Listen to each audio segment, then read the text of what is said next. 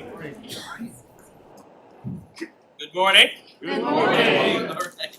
Welcome to the December 8th, the Christmas edition of the State Board of Education, not the holiday edition, the Christmas edition, right, Ms. Kenmore? That is correct. Thank you. Absolutely. This is the regularly called meeting for the State Board of Education of the state of Georgia. We have some exciting things planned for today. I'm first going to turn it over to Ms. Martha Zoller to introduce our first inspirational speaker for the day. Thank you so much. And I do want to, before I introduce Pastor Huey, to give a great shout out to Gainesville High School, who is going to be going to the playoffs on Friday night. So we are very happy about that. We are very happy about that. But I want to introduce to you Pastor Rod Huey. I've gotten to know Rod over the last couple of years, and I first met him during the time of the George Floyd riots. We were having some protests in Gainesville, and Rod was involved with a group that were planning the protests in Gainesville. And what was so great about what Rod did was that it wasn't an argument. It was the chamber, the police department, the sheriff's department, business communities, and the protesters meeting together to talk about how could we make sure what happened to George Floyd never happened in our community. So it was a positive discussion. And I thought to myself, I need to talk more to this guy. So he started coming in once a week and co-hosting with me on my program. And now for the last 2 years, he has been my co-host on Thursdays. So generally, we're both off from the show today because we're here with you. But Rod and his wife, Val, have become just great friends of our family. He's a great inspiration, and I just love him. So I wanted him to come here today. Rod Huey, Pastor Rod Huey.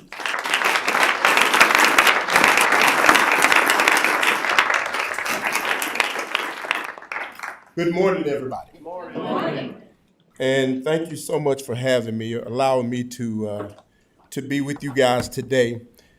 I'm going to try my best to be as quick as I can, and that's tough for a pastor. But let me start off by saying thank you to Martha for allowing me to be here today and inviting me and my beautiful wife, Pastor Valmika, which is also a professional singer. She's pretty awesome, guys. Thank you to each and every one of you that are on the board for allowing me a moment of your time, and to say thank you for the amazing work that you do. I looked you guys up. I like to do my homework, and I looked you guys up, and I was so impressed by all of you. Thank you for what you do. If you haven't heard it already, you are awesome. To start quickly, there's a phrase that I use every week that I like to use real quickly. There must be clarity in this season. Everything you do, there must be clarity. No matter what the situation is, no matter what the step is, there must be clarity. You are a sounding board. If you could write that down for me, I don't know how many people ask you to write stuff, but if you could write that down for me, I am a sounding board. You are a sounding board for the superintendents, for the principals, for the teachers, for the students, for the parents. Thus, you are a sounding board for the community. You must have the ability to hear clearly. Not just to hear clearly, but to also make amazingly tough decisions. What broad shoulders you must have, and what an amazing heart you must have to do your job. So again, thank you. A sounding board, the definition of a sounding board is a board or a screen placed over or behind now I had a moment with this because a pulpit, or let's say a podium. I like pulpit, but we'll say podium. Stage to affect the speaker's voice forward. Whoever is coming to you to speak to you as the sounding board, you push their voice forward. But it's your job to push their voice forward in clarity. Also, a sounding board, I love this part, is defined as a person or a group excuse me, my glasses are doing something right now. Aha. Whose group or suggestions are very important. Yeah, it's something more. Thank you. Let me put a little closer now. How about that? Whose group or suggestions are very important. Ideas are used, watch this, to test their validity or success of the public. It's pretty awesome, right? One of the keys to being an effective sounding board is having the ability to remove noise. For example, I am reminded as a pastor of the story in Matthew 9:23 and 25, of Jesus arriving to the house where there was to believe to be a damsel that had died, that had passed away. Before entering the house to raise the young damsel, Jesus looked into the house and proceeded to notice there was a lot of noise.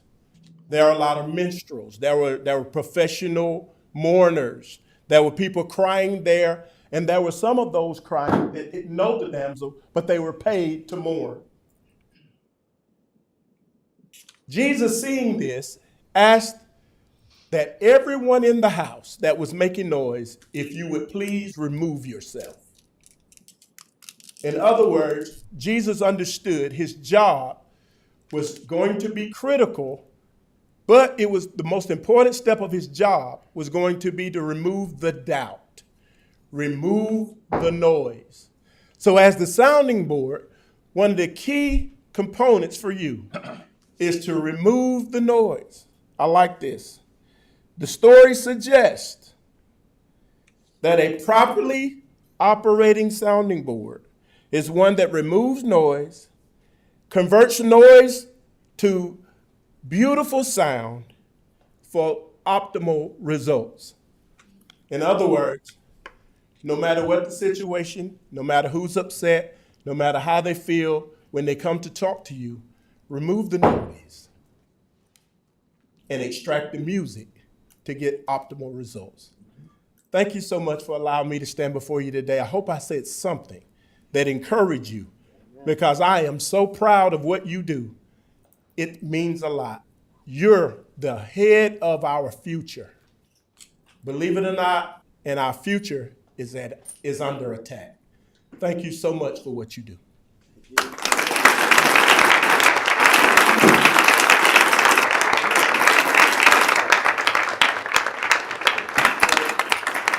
If we could please stand for the pledge.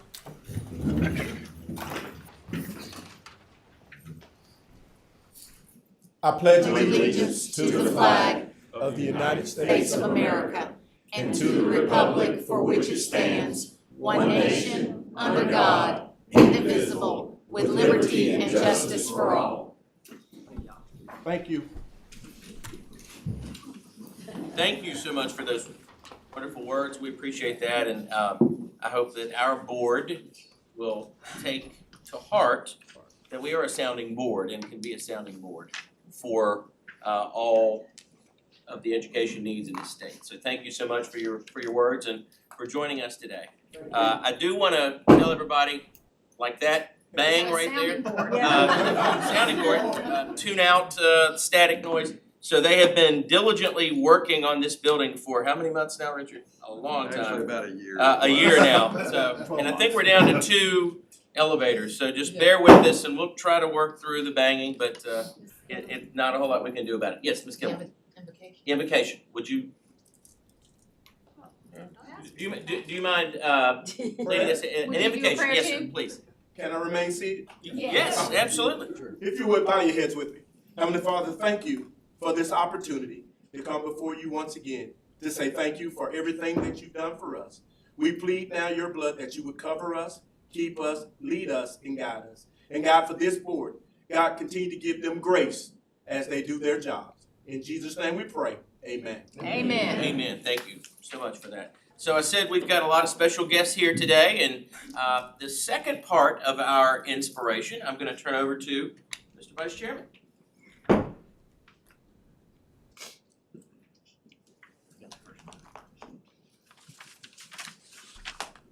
Thank you, Chairman Downey. Last June, Frank Griffin and I were invited to speak at the June conference of the Georgia School Boards Association. And they put us on in the morning right after the opening performance by a high school choral group. And Frank and I are both music lovers. We both sing, play instruments, and all of that. And I decided then that we needed to have this group come and sing for the state board. So it is my honor and pleasure to introduce, first of all, Dr. David Lewis, the superintendent of the Muskogee County Schools, a very close friend. We share a common background in the arts. I think most of you know that I started my career, students, I started my career as a high school music teacher. So you just never know. You just never know. But Dr. Lewis, would you introduce the other members of your staff that are here and introduce the group for me? I would, and I want to say thank you as well to all the members of the state board and superintendent and his staff for inviting our group here today. It's truly an honor. And Stan, I want to thank you. I too am a recovering high school band director. And like he said, you just never know what might be in your future. But I'm very privileged today to introduce, we have our principal of the Rainy McCullers School of the Arts, Dr. Bryant Williams, with us today.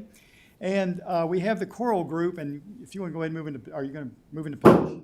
The choral group from the Rainy McCullers School of the Arts, named for Ma Rainey and for Miss McCullers, who is an author that many of you may know.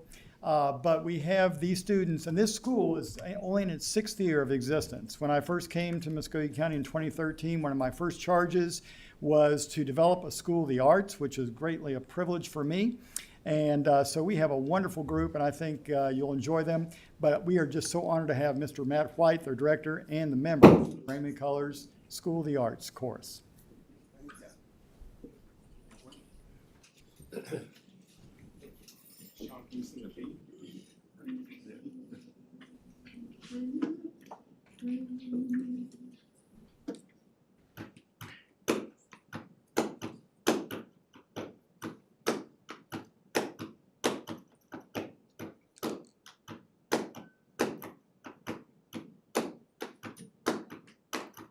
Bring me a little water, Sylvie.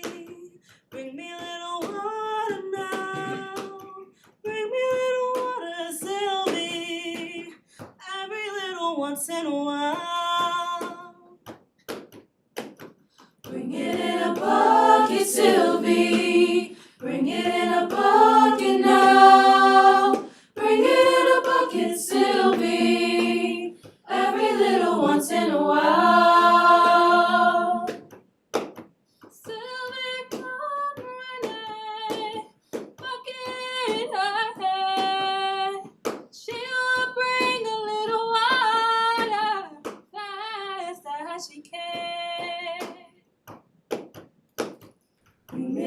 Water, Sylvie, bring me a little water now. Bring me a little water, Sylvie, every little once in a while. Can't you see me coming? Can't you see me now? I will bring a little water, every little once in a while.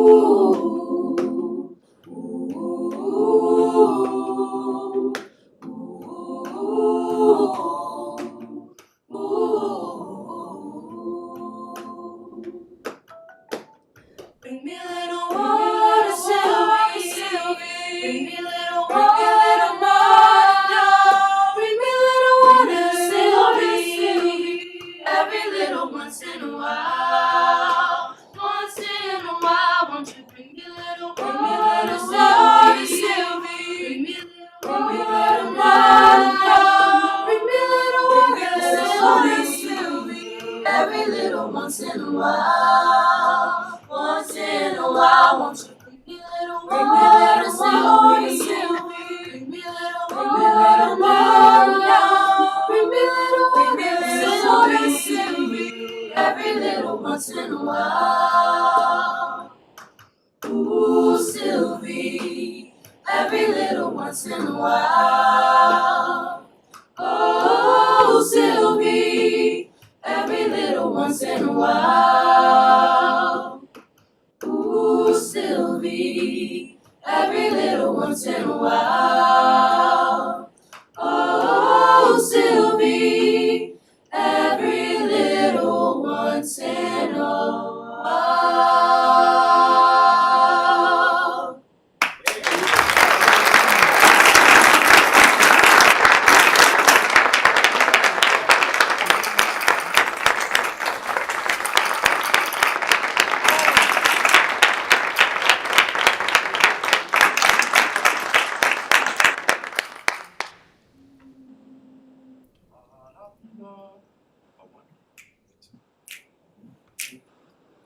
Dashing through the snow in a one-horse open sleigh, o'er the fields we go, laughing all the way. Bells on bobtail ring, making spirits bright. What fun it is to ride and sing a sleighing song tonight. Oh, jingle bells, jingle bells, jingle all the way. Oh, what fun it is to ride in a one-horse open sleigh.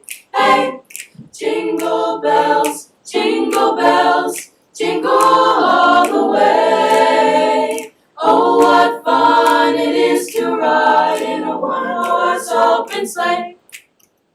A day or two ago, I thought I'd take a ride. And soon Miss Fanny Bright was seated by my side.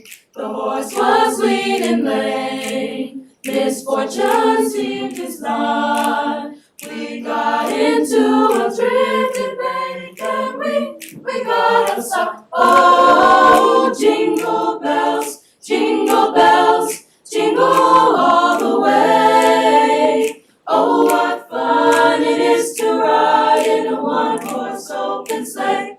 Hey, jingle bells, jingle bells, jingle all the way. Oh, what fun it is to ride in a one-horse open sleigh. Oh, what fun it is to ride in a one-horse open sleigh.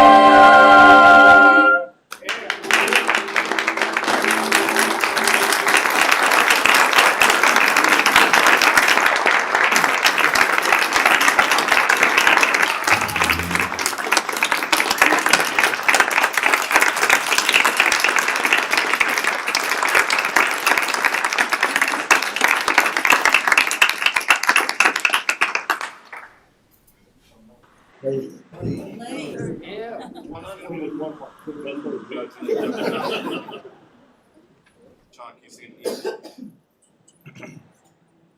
Joshua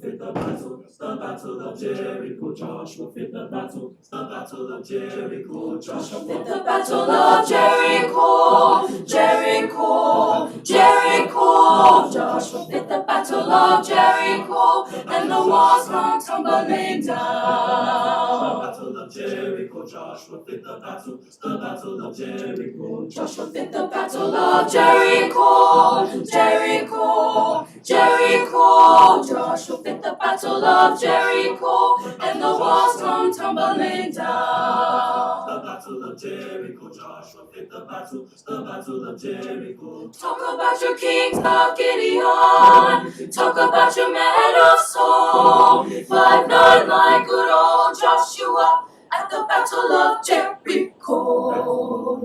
Joshua fit the battle battle of Jericho, Jericho, Jericho. Joshua fit the battle of Jericho, and the walls come tumbling down. The battle of Jericho, Joshua fit the battle of Jericho. Right up to the walls of Jericho, he marched with spear in hand. Over that ram horn Joshua cried. Battle line in my hand. God Almighty, Then the loud ram sheep horns began to blow, and the trumpets began to sound. Joshua commanded the children to shout, and the walls come a-tumbling down. Oh Lord, you know that Joshua, battle, he fought the battle, battle, he fought the battle, battle, Jericho. Oh Lord, you know that Joshua, battle, he fought the battle, battle, he fought the battle, battle, Jericho. The walls come tumbling down.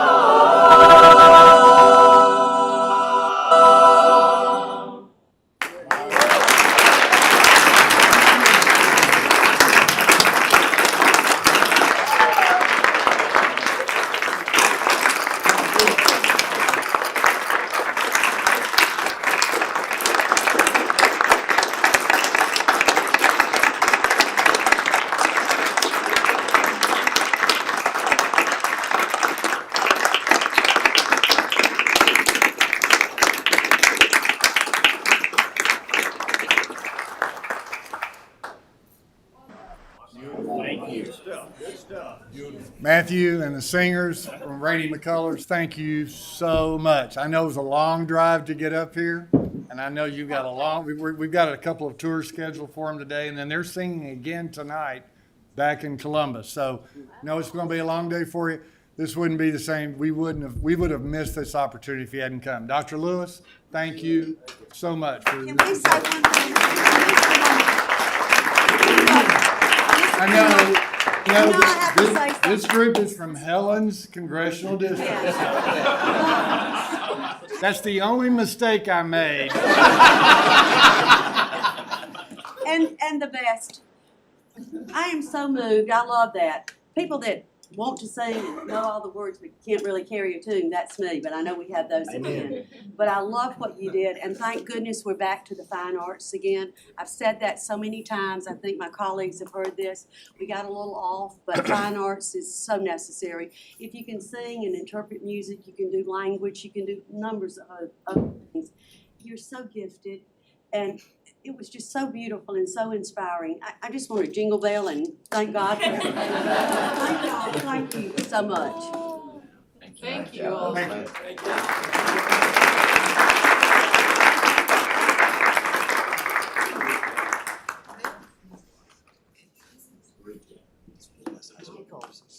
Michael, you got fine arts.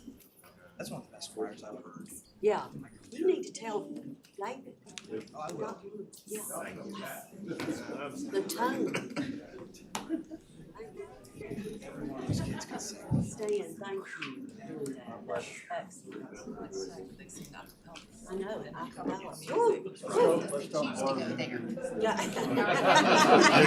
Unfortunately, I don't know that we can top that. So, it's all downhill from here. So, thank you all so much. They did a wonderful job. Let's give them another big hand.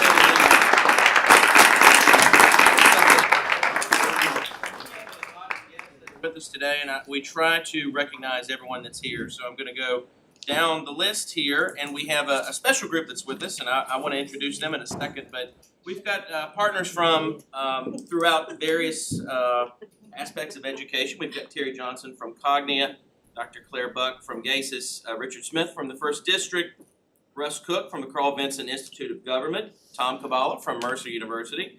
Tom's going to be speaking with us later today about something very exciting, and I'm looking forward to hearing from you, Tom.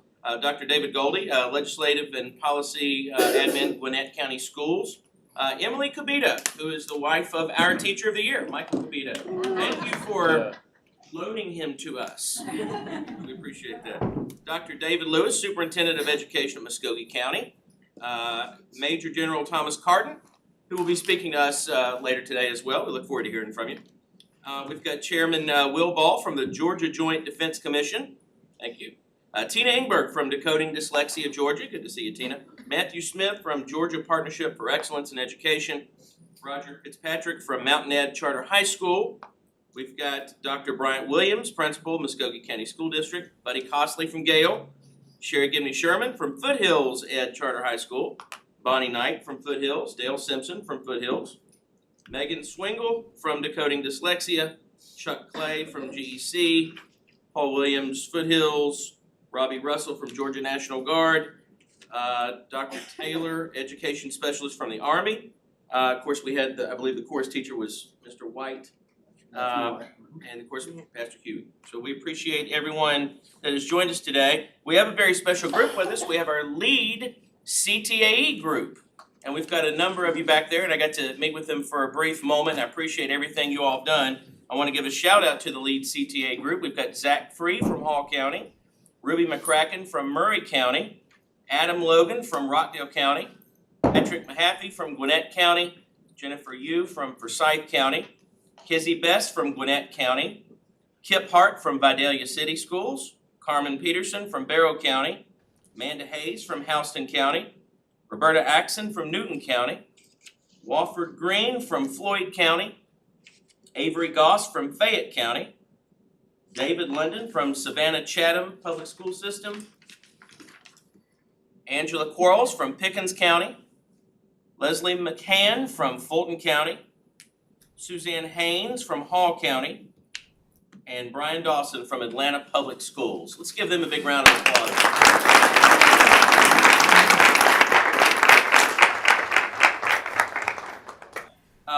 At this time, and we're going to do things a little differently because we have some items that we need to vote on before we actually do the consent agenda. But what we need to do first is have a public hearing for State Board Rule 160-5-1.10 regarding student attendance, and no one signed up for the public hearing, so the public hearing is now closed.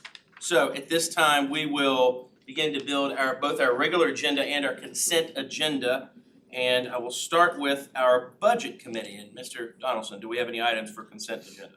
Yes, Mr. Chairman, the Budget Committee met yesterday and moved items 1 through 11 to the consent agenda. All right, 1 through 11. Thank you, sir. Mr. Mason, I will turn to you for rules. Do we have items for the consent or otherwise? Yes, so we've pulled items 1 and 3 for separate vote, and then the remaining items will go on consent. Okay, very good, thank you. Audits did not meet, had no business. State schools, there was no business that was needed. Charter and flexibility. Mr. Sweeney, do we have any items for that? Yes, thank you, Mr. Chair. The District Flexibility and Charter Schools Committee has one item. It's the State Charter Schools Commissioner appointments, and recommend that it be moved to the consent agenda. Very good, thank you, sir. Mr. Benton, do we have any items that need to be added? Yes, thank you, sir. I'd like to make a recommendation to move the following to the consent agenda. The individual student waivers, the minutes of the November 2nd, 2022 executive session, the minutes of the November 2nd and 3rd, 2022 state board meeting, the December 2022 personnel report, and the December 2022 legal report, with the exception of one legal appeal. All right. I believe that concludes all the items that need to be placed on the agendas. Does anyone have any other business for the good? All right, we'll take a brief 10-minute recess, build the consent agenda and the regular agenda, and then we'll come back and tackle that. So it is 9:35 at 9:45.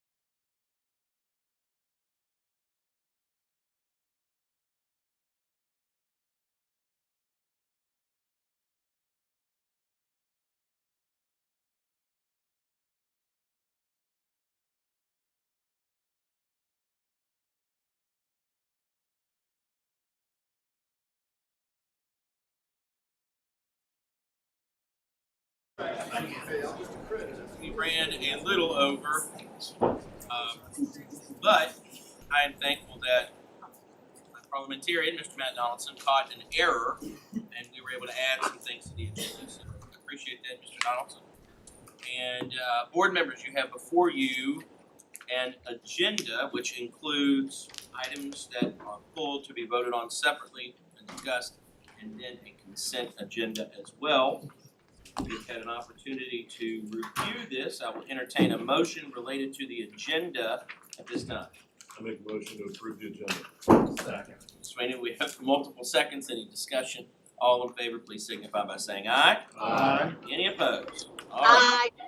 Thank you. All right, so we will move on to the Rules Committee items. There are two items that have been pulled for a separate vote, and Mr. Mason, I will turn to you. Item 1 is the amendment of bylaws of the State Board of Education. And it is, we're gonna do the first two first, right? Yes. The pull first, so let's start with item 1, Okay. That's related to, so this was, the bylaws. you all will recall, this is the bylaw amendment that enables us to host meetings elsewhere. 2 meetings per year. And you all have, we've seen the red line, we've seen the original, and I know there was some concerns and some discussions that we needed to have Yes. about that. Provide some flexibility, but also still anchors us in the law that creates the state board. So the bylaw, the red line speaks to the, so we just wanted to be able to have any public discussion that we needed on that for the. This is something that Mr. Donaldson's been working on with Stacy and for thank several months, and I appreciate his hard work on this. And you know, whenever you want to make sure you don't run afoul of what the law says we have to do, but to expand what we are able to do, and that's sort of been the challenge. And here we are with this. And does anyone have any thoughts or questions or concerns about this? Should we move in second? Yes. Well, let's move. Yeah, That's what I was so asking. can make a recommendation, Mr. Chair, that we support SBOE amendments of the bylaws of the State Board of Education in the state of Georgia. Okay. Second. Second. All right, we got a second. Now, full discussion. Well, you know, I've been very open about this, and my only concern was that a quorum for a regular meeting shall be a majority of total numbers of members serving on the state board who are in attendance either in person or by teleconference. A quorum for a call meeting shall be a majority of the members serving. And I've talked to Matt, and I appreciate all that he's done and the work that he's done. I just want to make sure that, I'm just personally making a statement, that we understand the importance of everybody being collectively here, because people come to present their things. If Stan had not gone to that meeting, we would not have seen and heard this. Other people are out and about in their districts that want to bring things. And if we're all in a teleprompter, then that doesn't say very much for our commitment. But I know everybody said yesterday that we understand that commitment. And Matt and I have had a conversation. I know he's a man of his word, and if things get off kilter, I know that he will bring it back for another vote and re-massage it, so to speak. So in saying that, I guess I rest my case. And Matt, I'm bringing you a little water. And I am a man of my word. So that's Your it. name's not Sylvia. Is there any further discussion on this issue? Is that my water? At this time, there's been a motion, there's been a second, we've had discussion. So all those in favor of passing, please signify by saying aye. Aye. Any opposed? Aye. Thank you all. All right, it passes unanimously. Thank you. Mr. Mason, item 2 on the agenda. State Board Rule 160-5-1-.10 on student attendance. This is for adoption. All right, I'll entertain a motion at this time related to this. Motion to approve. Thank you, sir. Second, all right. Any discussion? I will note that we did have a public hearing on this today and no one spoke. Any discussion? Just want to make one quick point, made it yesterday in rules, but we've got a great audience. This is very good, and I want to just remind folks out there that our state rule on attendance allows for districts to be able to make exceptions for attendance and make excused absences for kids, for choir, for 4-H. soccer, 4-H, in my case with my daughter, equestrian, whether it's, and that because it's very important for those kids, and we all know that it's very important for these kids to be involved in extracurricular activities, find something they love, find something that they're really passionate about, and be able to compete, not just at a state level, but national level, and that includes going away from school sometimes. And those are acceptable under state law as excused absences with the laws we have it, and we're further expanding that here today. Thank you, sir. A lot of learning can take place outside the classroom. That's right, that's right. Any further discussion? All right, there's been a motion, a second. All those in favor, please signify by saying aye. Aye. Any opposed? Aye. No opposed. All right, unanimously passes. Thank you. All right, we'll move on to executive committee items. And it looks like we have one item, Mr. Benton. So. Go ahead and just tell us what it is. Okay. All right, individual legal case number 2023-03. It is recommended that the State Board of Education reverse the decision of the local board in the case number 2023-03. Great. This time I'll entertain a motion to table this item until the January meeting. Second. It's moved by Mr. Donaldson, second by Ms. Kennedy-Moore. Any discussion on the table? All right, all those in favor of tabling this item until the January meeting, please signify by Aye. Aye. any opposed? Aye. All right, that passes unanimously. It has been tabled and will be at the January 2023 meeting. Next, we have the nominating committee items, and Ms. Helen Rice, I will turn to you. Oh, okay. I hope I can pronounce it better today. I hope you can too. The nominating committee, thanks to Frank and to Scott, would like to present the following officers. Chair, Jason Downey. Vice Chair, Dr. Stan DeJarnett. Vice Chair of Appeals, Leonte Benton. That is our proposal Thank you, Ms. Rice. for 22-23. We'll entertain a motion at this time regarding the slate. I make a motion. Second. What is your motion? I just want to make sure I said it for Matt did. To accept To accept the slate as presented. Mr. Chairman, I make a Is that motion your to motion? accept the slate of officers as presented. And you got the motion in, you got the second, okay. Is there any discussion? All right, all those in favor? May the force be with May the force be with you. All those in favor of approving the slate, please signify by saying aye. Aye. Congratulations. Aye. I'm waiting to see if anyone opposed. Anyone opposed? All right, thank you all very much. Thank you. So that passes unanimously, and may the force be with me, that's right. So my plan is that, and I appreciate the leadership that everyone has shown, the people that have been leaders and have been committee chairs and vice chairs. My plan is for 2023 to just keep everyone in the same position. So I thank you all for your hard work, and that's great.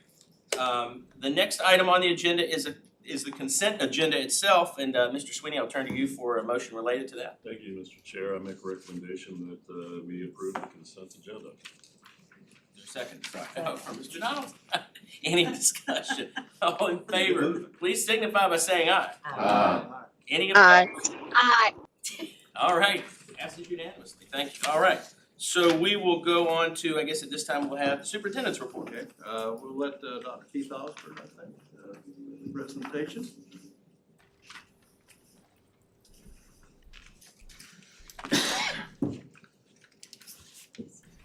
Good morning, Superintendent. Good morning, State Board. Thank you for giving me a few minutes to talk with you and share with you something that has been a labor of love for technology services and for many of our technology leaders around the state. And we're delighted to bring that finished work to you today as well, too. With me is Dr. Russ Cook, who's with Carl Vincent. Certainly has been a collaborative partner with that. But specifically, I want to remind us of Superintendent Wood's reimagining document, which has in technology services, has literally served as a North Star for us for many, many months now, going on years. One of the things that Superintendent Wood's included inside of that document was for us to really reimagine what does a 21st century classroom look like. And in order to do that, we really began to think about what is the purpose of technology and what role does it serve in regard to that. And one of the things that he charged us with doing was to say, can we develop standards that enable our schools, our districts, our classrooms to really have, if you will, a level set that enables them to begin thinking about what role does technology play in regard to that. And I'm delighted to be with you today because we've delivered on that. And so we're going to share with you these standards so that you'll have access to those, begin to look and see what was, as I said earlier, a labor of love for many of our tech leaders throughout the state that joined together to kind of help us produce these. I asked Dr. Cook to come today. Obviously, we have a huge and very beneficial collaborative partnership with Carl Vincent. He and his team came over and helped us with this process, and I really wanted to invite him to kind of talk a little bit about that process. And while he's doing so, of course, these are 21st century standards, but I'm going to share with you in a 20th century format, and that would be paper. I really wanted you to at least have a copy of these so that you'll be able to kind of peruse these at your pleasure. And so with that, Russ, can I yield the floor to you? And while you're talking, I'll pass these out, and I'm going to do it in old school teacher style by doing this. All right, old school. Yeah, we like that. And thank you very much. And just want to say what a pleasure it is to be here, and especially today with the presentation and the singing that went on earlier. I've long been a supporter of the arts. I was at a choral concert just last evening as a volunteer building sets for musicals, and my daughter was in high school. You really come to appreciate the talent we have across the state. I would just say you could go virtually to any district in the state and go to the music department, and you're going to hear quality like we heard this morning. So thank you for being a part of that. I want to thank Superintendent Woods for pulling this task force together and involving the Carl Vincent in our process, and on behalf of our director, Rob Gordon, and over 150 faculty members who compose the Carl Vincent Institute. I'm pleased to briefly share some highlights of the report that you have before you. I'm going to kind of walk through a few things, the first initial pages, point out some highlights, and then I'm going to ask Keith to come back up and just drill down with one of the domain areas of his choosing. So we charged the task force with 4 primary areas. First, that we needed to have a 21st century learning environment. We needed uniform standards for devices, networks, technology structure, and bandwidth. We needed a technology inventory aligned to standards that create a common set of metrics. And finally, funding sources, resources, and support to minimize our technology gaps. So we convened a demographically diverse group of over 30 technology experts representing rural, urban, small, mid-size, and large school systems. I want you to know that all geographic areas of the state were represented. And the work of the task force was performed over 3 full days over a 3-month period. So in between those meetings, we had time to reflect on the information that we generated and discussed during those times. You heard Keith mention the roadmap to reimagining K-12 education. That was our benchmark document that we used. It was foundational. And so we organized the task force into 5 groups. Those groups were technical systems, networking standards, interoperability standards, device management, and data management.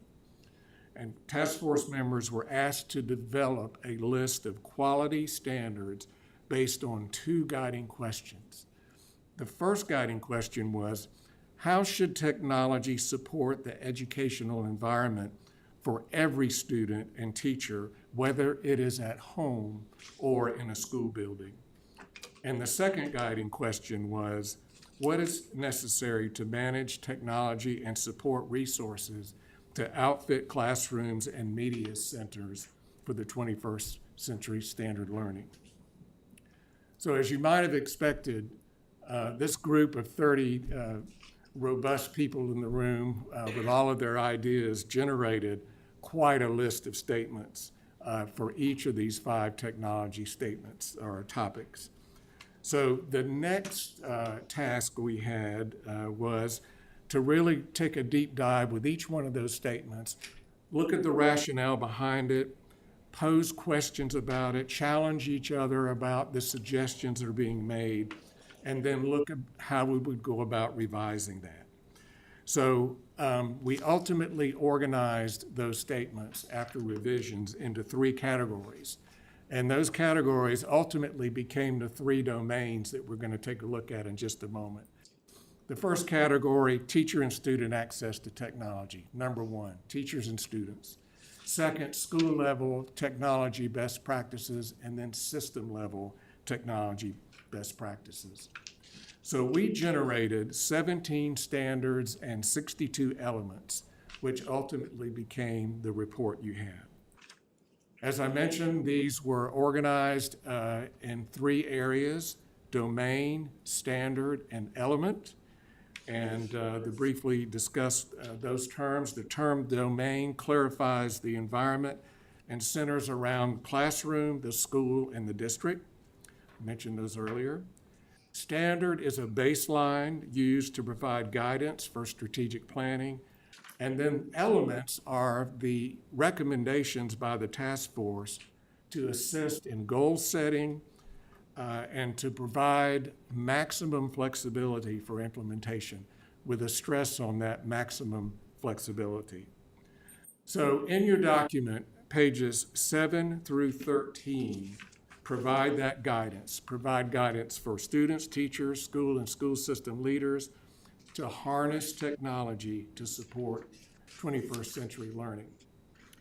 So I'm going to ask Keith to come back up, and I know you probably selected a domain and standard and elements to kind of talk a little bit technology. And again, I want to thank you for the opportunity to involve Carl Vinson in this project. We've been a part of several things that's been the work of the board over the last 18 months. Tomorrow, we're kicking off our first meeting with the group with the Georgia Leads project in the morning. And so again, thank you for this opportunity. Keith? Russ, thank you. Thank you so much, sir, because that very, very beneficial collaborative partnership. He and his team were really very well organized and kind of helped us kind of coalesce around this idea. And with that, I'd really love to say, as I started with this morning, we have needed this opportunity to level set what's happening in technology throughout the state. We've seen this as we're kind of entering even further into what we refer to as our kind of post-pandemic. We've recognized, and I think we'd all agree, that teachers learned some things, staff learned some things, and they didn't put that on the shelf now that we've gone back. And while you've heard me report on this before, 98% of our classrooms are face-to-face now, will we continue to see an uptick in technology usage, bandwidth usage and whatnot. And so in an effort to provide a document that enables level setting across that, and so something specifically now that our technology leaders can interface with us in regard to, was critically important. And so with that, I don't know that I'll go into any of the standards specifically, but because I think that they're truth-telling as you look at those. I'd instead maybe just yield the floor for a second, see if there's specific questions in regard to this. But just to let you know, the final thought is that we will now take this within technology services, and this becomes a strategic instrument for us.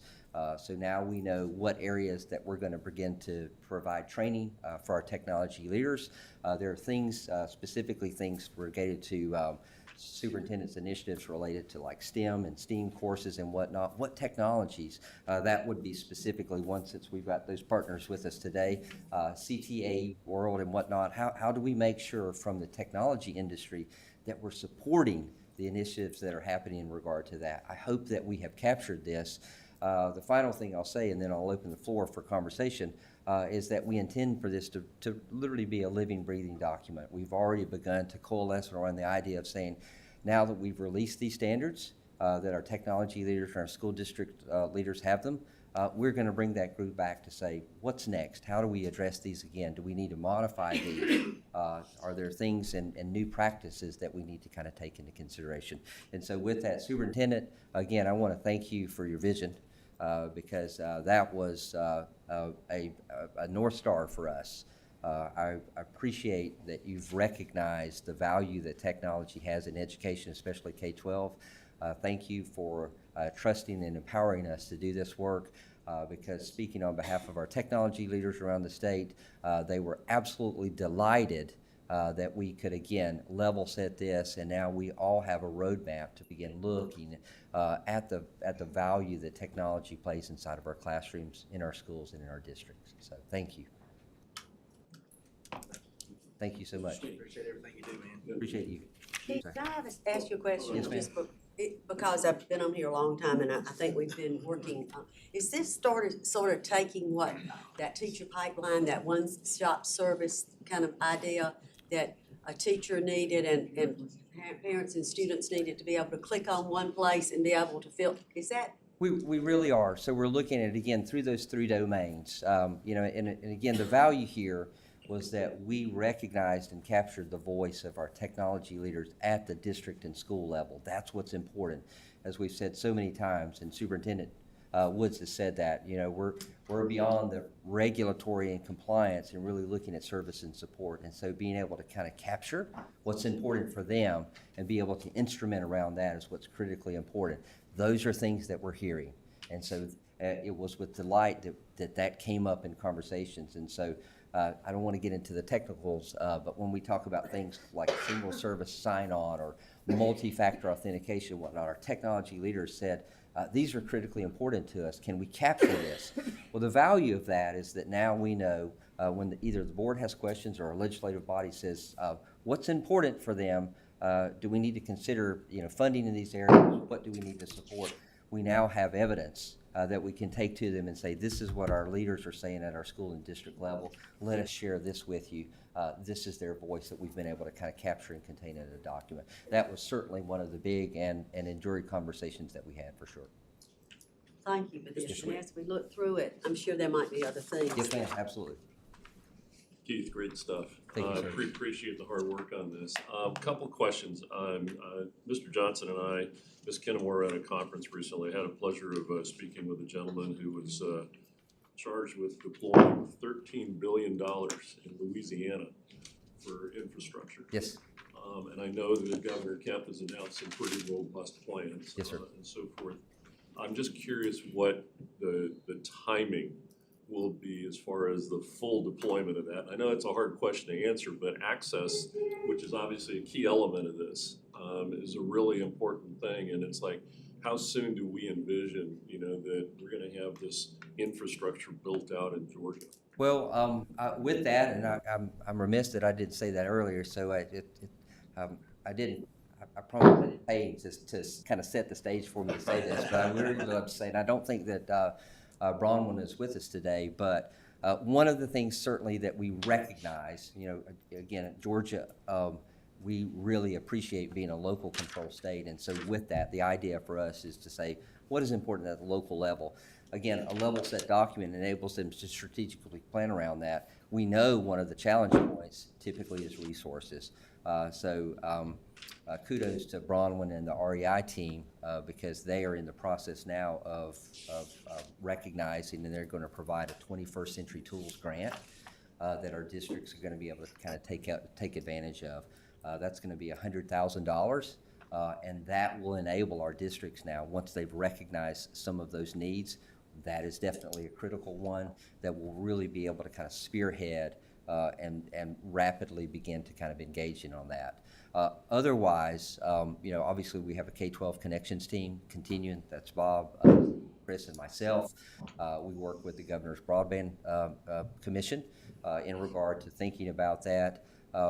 It's hard to say, but honestly, you know, what we're trying to hope is that before we get to the end of the superintendent's administration this go around, and certainly our governor, who has been incredibly supportive of what we're trying to do in regard to connections, that we'll be able to deliver back to them that if we haven't covered the totality of the state, we'll be very, very close to that. You know, Board, you've supported the work that I've done in regard to PeachNet.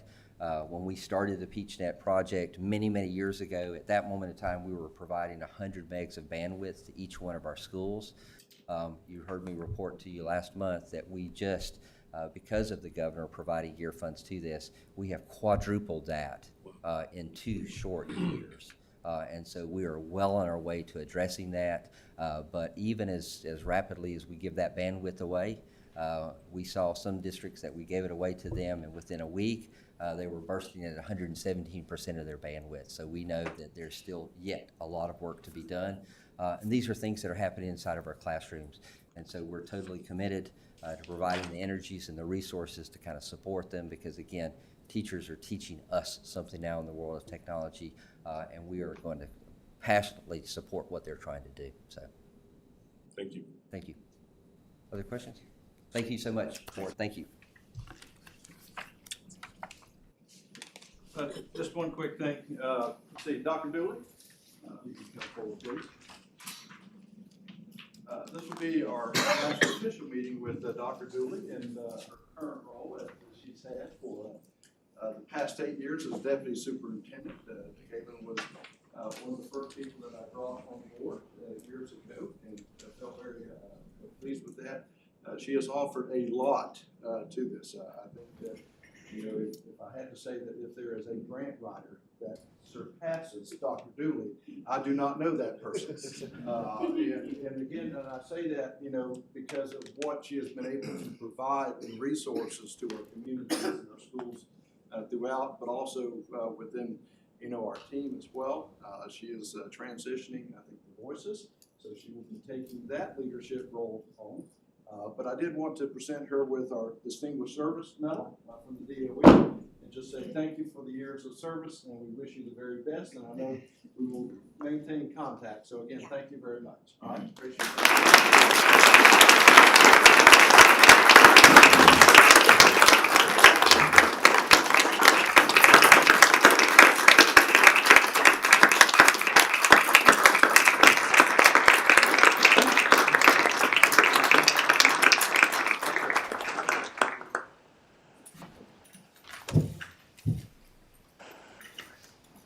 Okay, at this time as well, I think we've had a request to give an update on our English language arts standards, so I want to turn that over to Dr. Aldrich.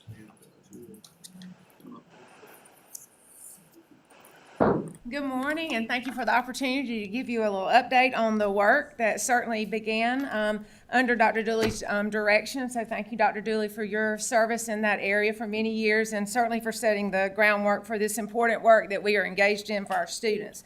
So I'll give you a quick little update. As of 11/23, and you know that the public comment actually closed on December the 5th, so those are still being looked at and analyzed, but as of November the 23rd, we had approximately 2,770 responses.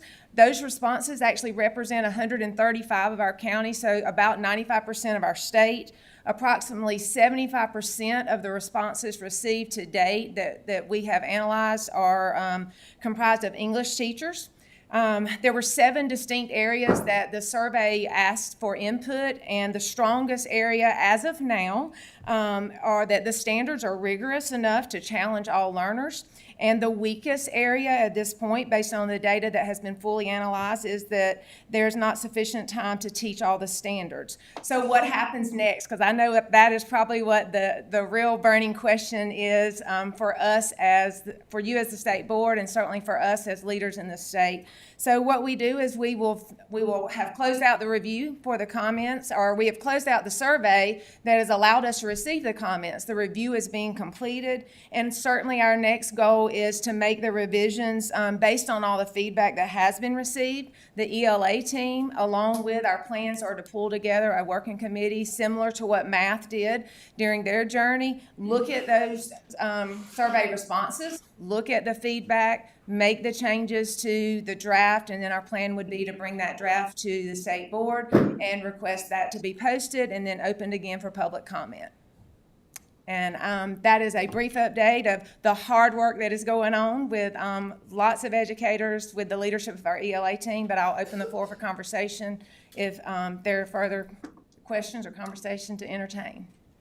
Well, I think I might have been the only one that originally sent to Jason that I'd like to get an update, just an update, because and I said this from the heart as a positive thing. There were so many districts, and we went back to our districts and our RESAs and asked people during that 2-week time that they had, and they were off for holidays, to please go in and look and review.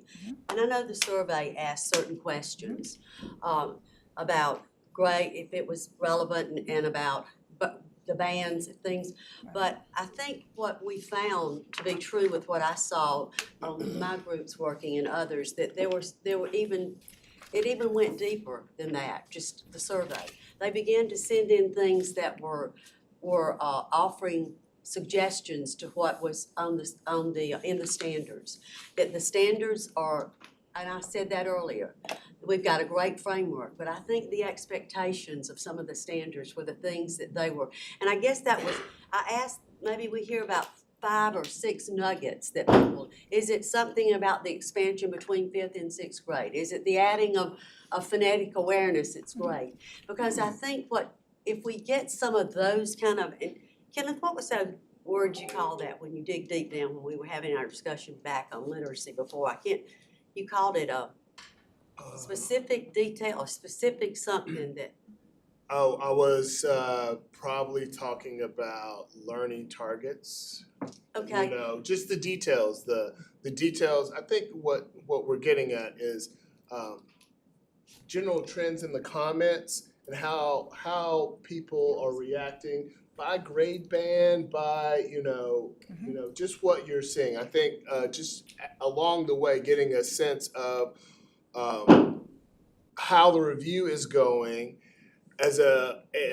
in conjunction with the reactions that we get personally within our district. Okay. I think the beauty of the public comment period in the survey is that it provides an equal opportunity for individuals or for groups to come together and to provide either general feedback or even very specific feedback. So to your comment, that is exactly what is happening, and we are very encouraged by the amount of attention and amount of intentionality of our leaders across the states and our teachers across the state. They've taken time to give us quality feedback that as a team we will be reviewing. Again, we'll be pulling in a working committee to continue to review that feedback. I think it would be premature for us to make too many generalities because the survey did not close until December the 5th. But I will mention, just in addition to the survey, we've had several focus groups that have been going on across the state that have shared very specific data with us that we have received.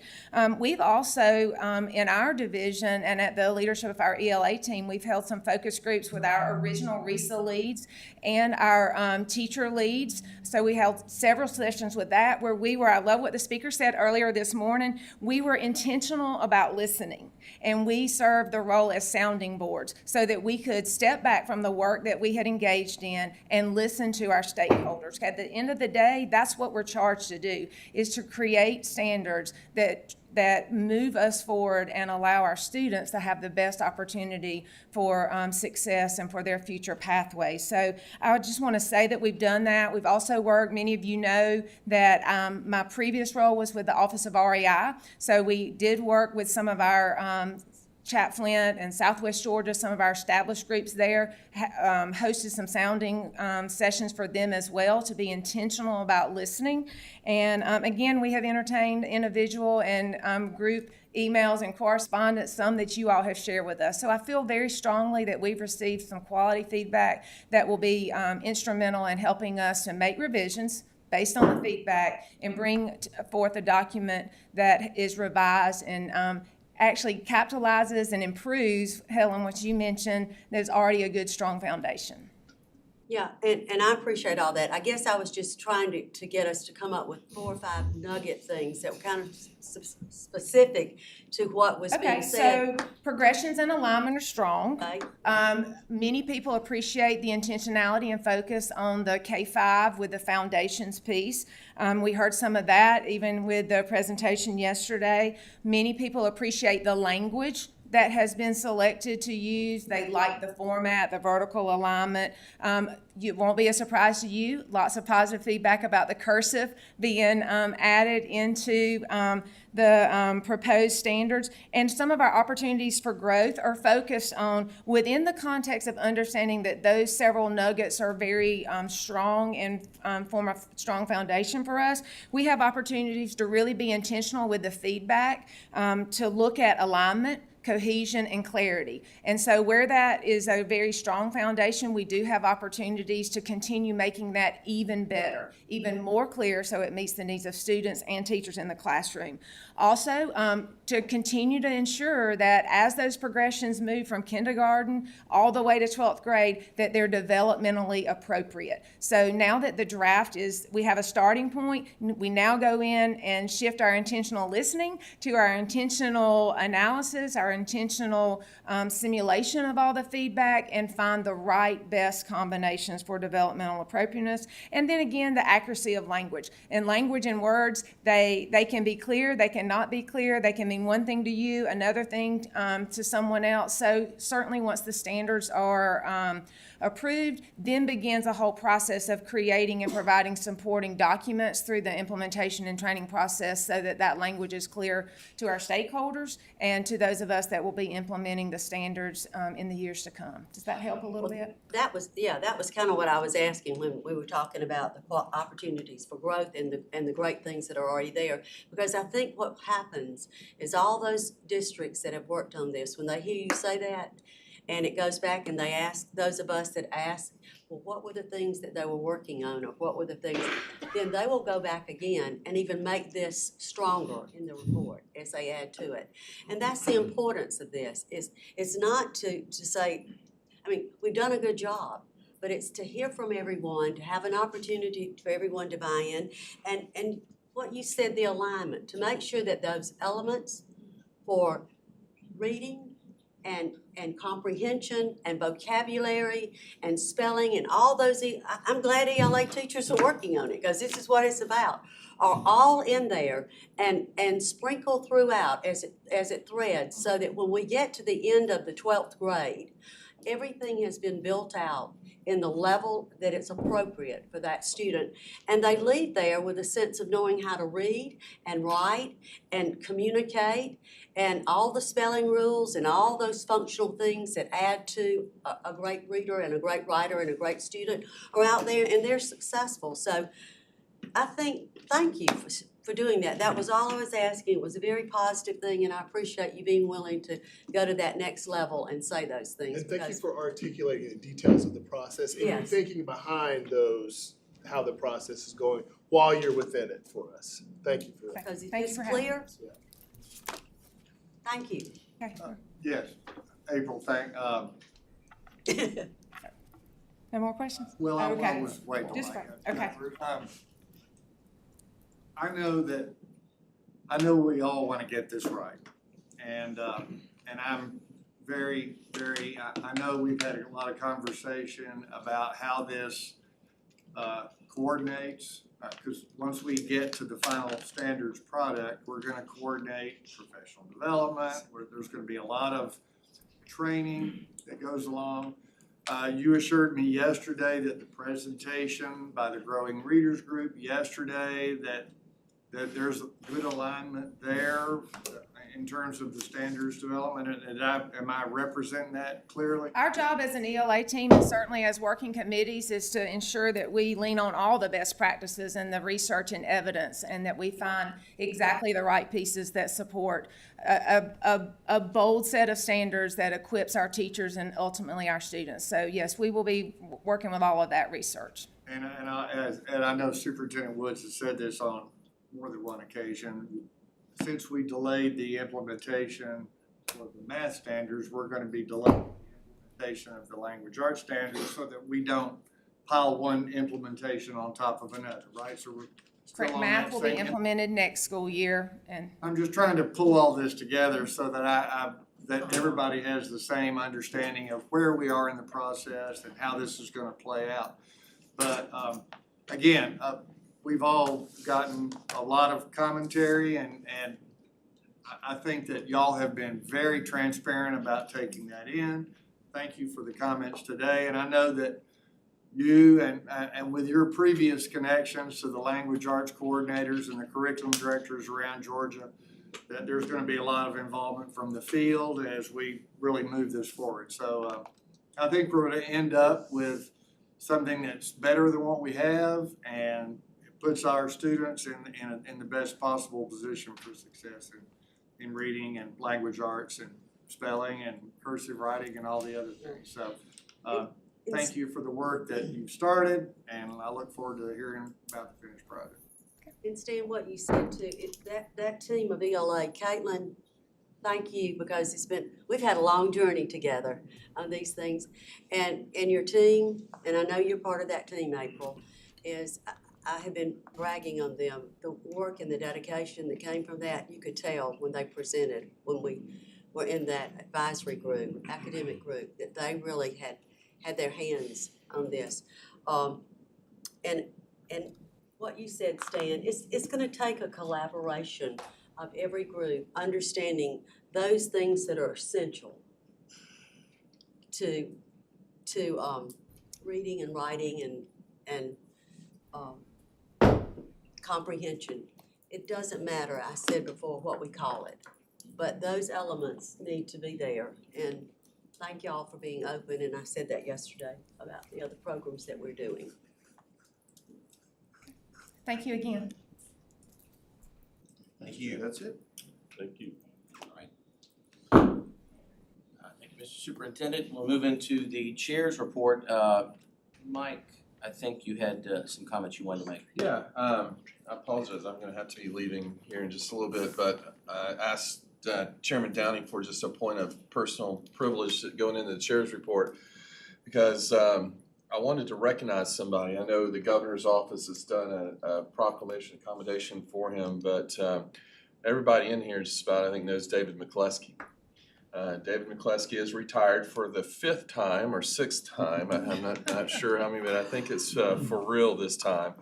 And we're fortunate to have David Goldie step into his position. He's got some big shoes to fill, but no offense, David, but you won't be able to fill them completely, because David McCleskey has been a champion for kids, a champion for public school, for just the cause and kids in Gwinnett County his entire life. He and his wife Peggy are tremendous. They've become, I really feel like he's family. I do. David, I love him. I really do.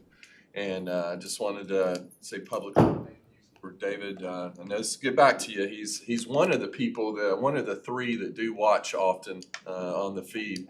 But he's just an incredibly human. You hear the people say all the time, you hear it.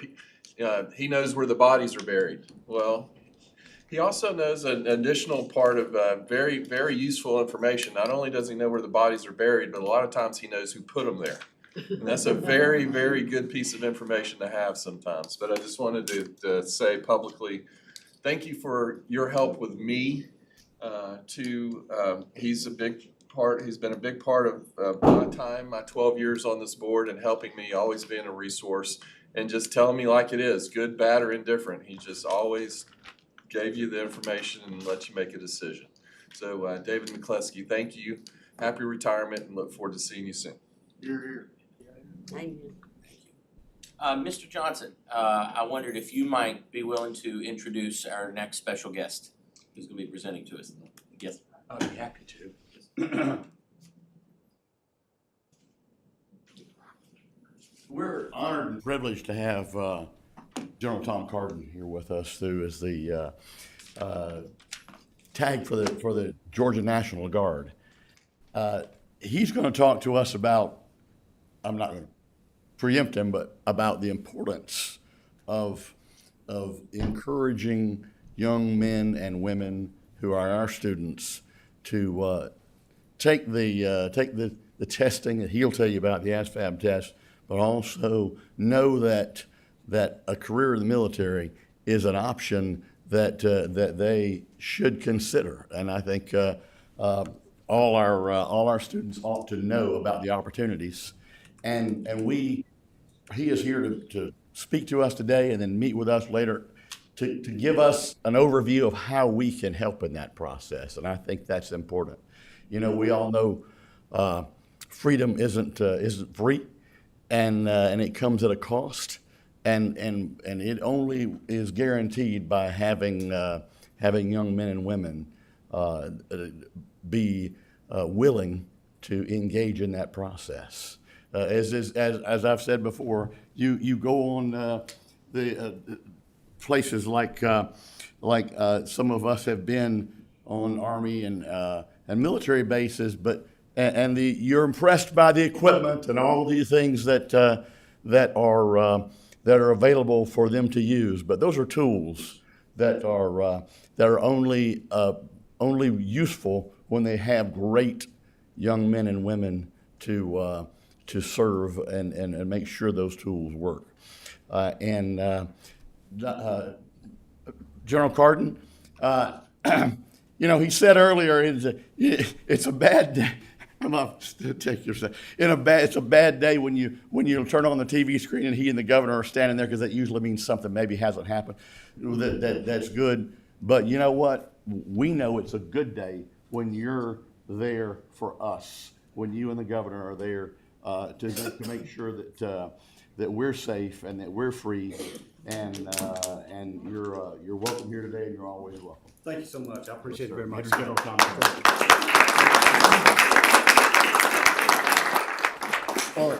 Thank you all for having me today. You know, essentially, I'm here today because we're not facing a problem in the military. We're facing a crisis, and so we want to partner with you to help address a crisis. So before I really get into the military testing piece, I want to let you know I'm accompanied today by the chairman of the Georgia Joint Defense Commission, former Secretary of the Navy, and our chairman, Secretary Will Ball. Sir, thank you for joining me today.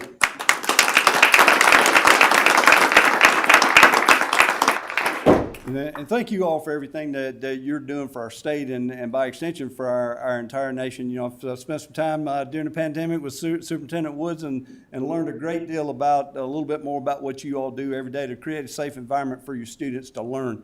I know we have a number of people in the room that are veterans and a number of organizations and employees of the Department of Defense that sort of help set the conditions for the men and women that compose that 0.5% that stand in the gap between freedom and tyranny. And so today I'll tell you a little bit about the Guard, but really this is not just about the National Guard.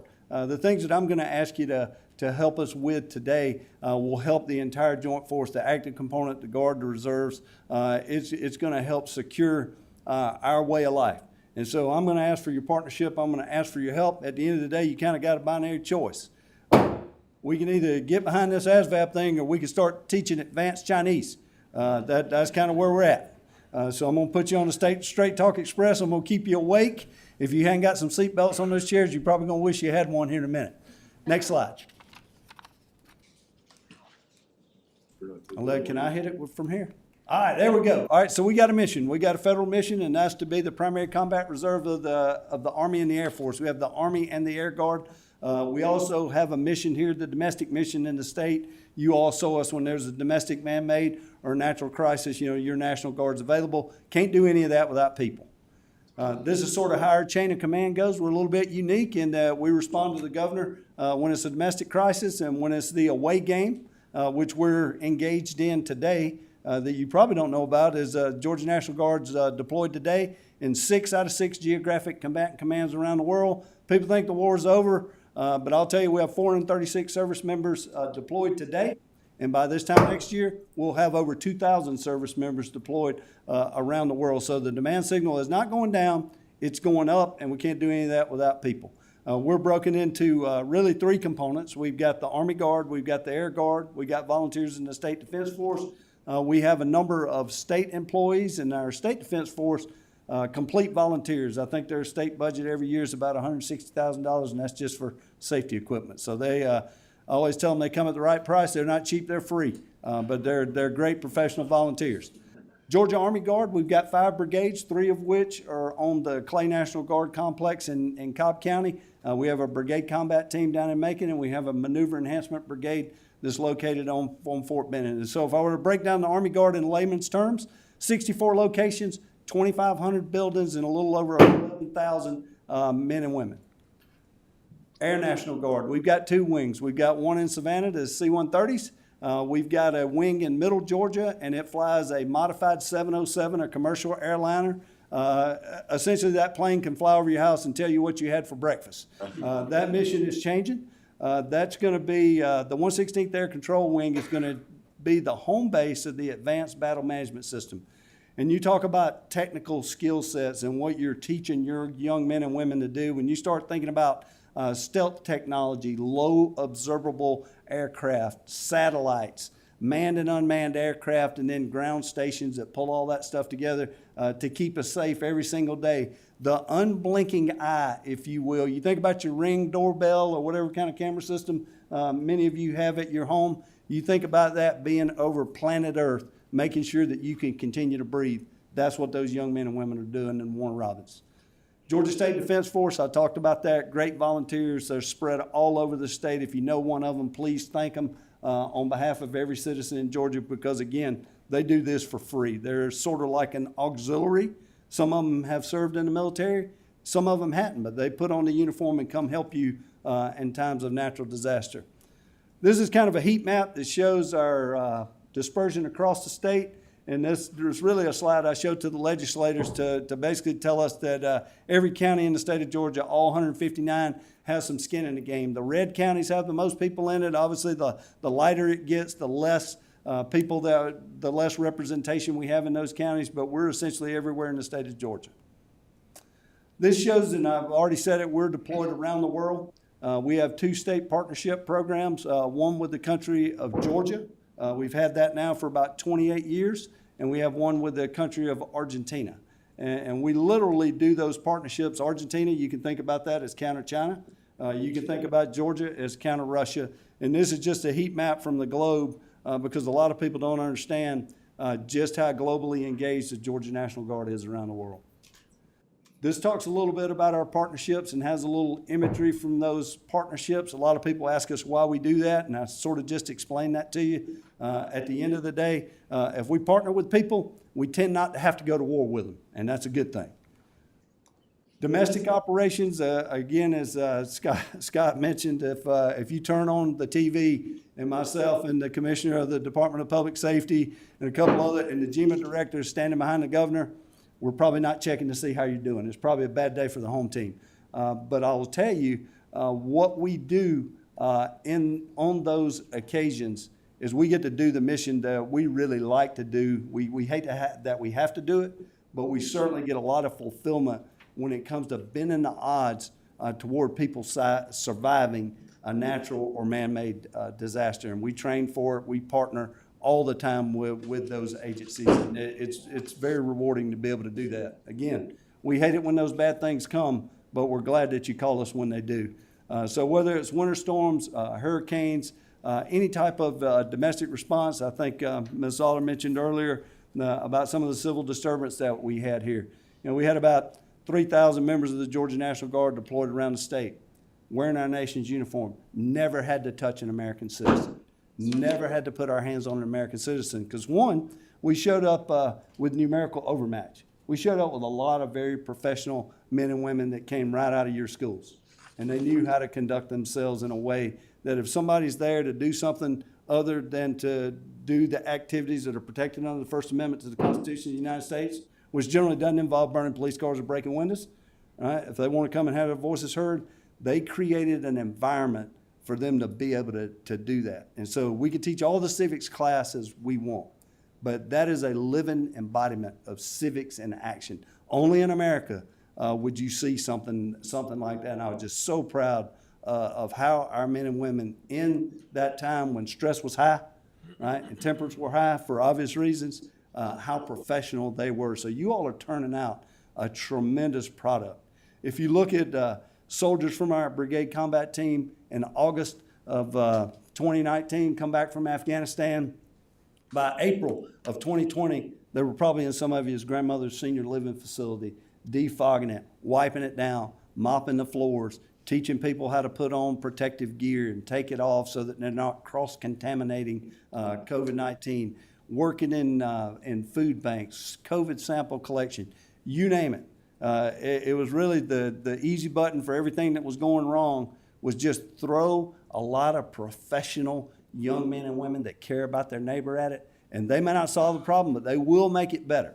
And so I was so proud of what we were able to do to help our healthcare professionals during the pandemic and help people through our food banks not go hungry during the pandemic. And so there are a couple slides there. You know, we had the original version of the pandemic exacerbated a little bit by some civil disturbance activity. And then we had the Delta variant. So it was COVID phase 2, and we got involved in that as well. And then we got the Omicron there last year. It was COVID phase 3, and I pray that we don't have COVID phase 4. But we were engaged all the way up from really the 2nd of March of 2020 until March of 22.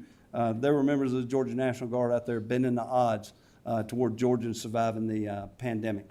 We have a counter-drug task force, takes illicit weapons, cash, drugs, working with our local, state, and federal law enforcement officials. Again, young men and women coming out of your schools, helping our communities. We have a Youth Challenge program where we partner with you. We have one at Fort Stewart. We have one at Fort Gordon. We have over 18,000 graduates from that program, 16 to 18-year-old at-risk youth. We do not recruit these kids into this program from the Blue Key Honor Society. These kids are trouble. You will read about this program in the paper. Every now and then it might be a positive story, right? But I can tell you more often than not it's going to be a negative story because oddly enough, we have violence in the Youth Challenge program. And in fact, in October of this year, I had to shut down a program. 176 kids had to send them home from Fort Gordon because we're not equipped to be a juvenile detention facility or a jail. And when you get kids in, they're challenged.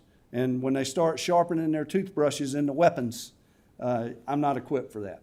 And so the challenge for us is we're getting out-competed by gangs, quite frankly. They're investing in elementary school, and we get them between 16 and 18 years old. And I read an article here recently from the Clayton County School Superintendent that said violence in Clayton County schools the first 12 days of this year was up 200%. We're not immune from that. We do everything we can when it comes to selecting kids that we think are going to be successful. But I can tell you, we don't always hit the target. But we're trying really hard to be one more tool in your toolkit to bend the odds in favor of those troubled youth from 16 to 18. That's a tool in the kit to bend the odds toward them reaching their full potential. We're not always 100% successful. We're not immune from the trends that you're seeing everywhere else in the school system. We are eager to learn from you and to work with you to help those young men and women. We're proud of that program. Okay, so here's the money slides, right? Armed Services Vocational Aptitude Battery. Many of you would call it the military test or something else. Now, if a young man or woman takes it, it does not obligate them so I want to dispel a few myths. It doesn't obligate them to serve, right? Now, it may, if the testing data is released, and it should be by law, quite frankly, if you test, you should release that, right? So the recruiters have it. It may stimulate a call from a recruiter, and you may get more than one if you do really well on it, which is really a good problem to have, right? So that they have an opportunity, at least something on the table for them. Hey, here's an option for you. You did really well on the test. Recruiters can come in, interpret the test for the guidance counselors and say, hey, based on Johnny or Jane's performance on this test, here's some career fields where it looks like they'd really excel. And we think maybe this is a good place you might want to talk to them about. So it provides a lot of tools other than just military service. But we've got our headwinds. So today, across the United States of America, just over 2 in 10 high school graduates qualify to be in the military to start with. So that's what we're competing for, to try to populate the all-volunteer joint force. So what are the headwinds? What are the obstacles? Academic challenges. So if you take the test when you're in school, if you're going to math class during the day and you take the test, the next morning, you've got a little bit of recency. Short-term memory was my friend as well, right? So you're going to end up coming out a little bit better. But if you get out of high school and it's a year and a half later and you haven't had a math class in 18 months and you take that test, your chances of being successful go way down. So we have a hard time making sure that we get this test in the schools, that the kids take the test at a time that sets them up for success. There are a number of medical obstacles for kids, some of which are optional, some are not. But if you're a junior in high school and you're taking ADD medication, for example, a lot of parents don't know, right? If they make the decision to do that, they might be taking a career option off the table for their son or daughter. And so it winds up being, that is just one in a long line of medical challenges that we have with our young men and women. Obesity is another one. You know, my kids went to high school here in Georgia, public school down in Henry County. And when they were going to PE class, you know, they picked up their book bag. And I said, "You going to PE, where's your gym bag?" And they said, "No, Dad, we get nutritional counseling and they talk to us about physical fitness, but we don't lace up our tennis shoes for PE. And I'm like, "Okay, I got you. That's not the PE I went to." Right? And so, oddly enough, you might find it surprising, we have a little bit of an obesity issue when it comes to qualifying young men and women for military service. Many high schools in our state, for whatever reason, they're not receptive to giving the test. And my wife's an educator, been an educator for 25 years. The last thing she wants is another mandatory test, I can assure you. Right? And so that's not the case I'm making. The case I'm making is hey, it'd be really great if the schools gave them an opportunity. Just give the test, give the opportunity. Don't make anybody do it. Just give them an opportunity, and that would help certainly our numbers in terms of seeing who's qualified and being able to have a discussion with them. And then many schools that do test, for whatever reason, unless you opt out of all the colleges talking to you or the technical colleges, you know, if you give that data, you're supposed to give it to us too. That doesn't always happen. And obviously, we're not going to, you know, no organization that's in the recruiting business is going to go in and try to be adversarial about that kind of thing. They're just saying, hey, I'd really appreciate your help. You know, so we're asking for the help. And then just people don't understand a lot of times what we're really asking and what we're after. And what we're after is opportunity. Just making sure those young men and women have an opportunity to serve if they want to. I can tell you now, nobody was staffing proposals to pay off my student loans 37 years ago, and I'm thankful for it. I'm thankful that I went for the GI Bill, right? Because I don't know what I'd be doing today. If somebody had paid off my student debt, I probably wouldn't be doing this job. So this is just a little bit of I will not do math in public because there's probably a math teacher in here somewhere. But we pull this data from your website, say, hey, we got about 492 public high schools in the state of Georgia, and somewhere in the neighborhood of 487,000 students between the 10th and the 12th grade. So that's our eligible population. As you can see, we haven't really tested a whole lot. You know, less than 5% even pre-pandemic, and then we're at about 1.88% right now. Again, just giving you some context. And then some of our larger counties are really some of our more restrictive places where 31 high schools, if you look, Fulton, DeKalb, Cobb, Gwinnett, and Hall, 31 high schools don't test. 44 of the high schools that do test won't release the testing data. So you start looking at population demographics around the state. That's a lot of potential that we don't really have visibility on. And I don't believe in many cases that people even really know it.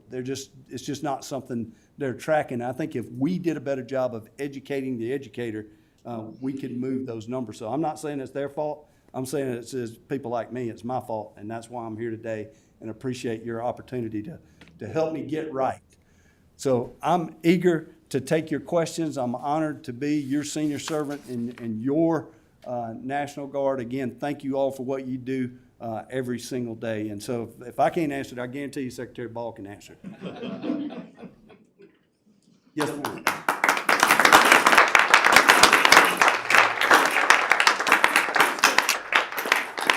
General, thank you for being here.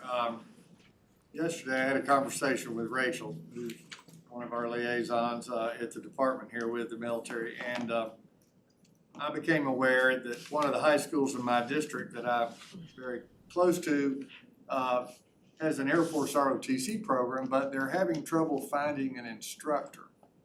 And I just wanted to see if maybe the National Guard and the other folks could help us with not just with that individual circumstance, but Rachel tells me this is becoming a problem all over Georgia.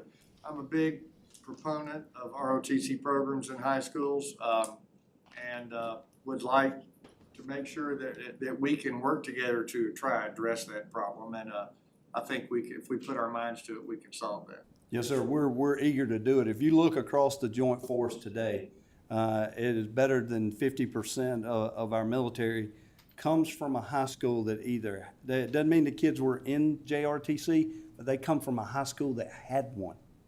Just a little bit of exposure goes a long way, and we're blessed in the Southeast because we have a lot of those programs, and some of those instructors are in the room with us today that I've already met, and I'm a big fan, and we're totally supportive. And if you're having a workforce development issue, we have people retiring from the Army and the Air Guard every single day, and we will be happy to link you up with those folks so we can get them evaluated for those openings. Thank you. Thank you for being here, General Clark. It's always good to see you. Good to see you, ma'am. The ASVAB, can you let everybody know what kind of cost that is to the schools and the school districts? We call it free 99. Right? It's free. They'll come in. MEPCOM, the Military Enlistment Processing Station, sort of runs that, and my desire is to generate more demand for the test, and I want that to be the next problem we have to solve. Right? Is how do we address the testing deficit, right, from their perspective? So I want to break that model a little bit. Now, 387,000 students eligible to take it, and that 1.88%, just a nudge from influencers like you, just a nudge, just a suggestion will literally, I think it will literally break their capacity to go in and test as much as schools will want it. I just wanted to make sure that was out there over the airwaves so everybody understands. Because my son took the PSAT, the SAT, the ACT, and the ASVAB, and he's in the military now. So. Right, and I don't want to really get on the whole pandemic thing so much, but that's really been a hard thing. I think we were at a pretty good place, and then everybody had to withdraw to keep each other safe because we didn't know what we didn't know at that point, and we've just never been able to really get back in there into the schools at the same rate that we were pre-pandemic. So I think that's part of. Nobody's doing anything wrong. I just want you to know I am so thankful for everything that y'all do, and I just want to call this to your attention. Just ask for you to give it a little nudge, a little influence. Thank you. Mr. Long. I had an epiphany. Yes, sir. It's not necessarily a good one. And we're gonna brag a little bit. My son scored extremely high on the ASVAB. I had no freaking idea that this is not available for all these kids.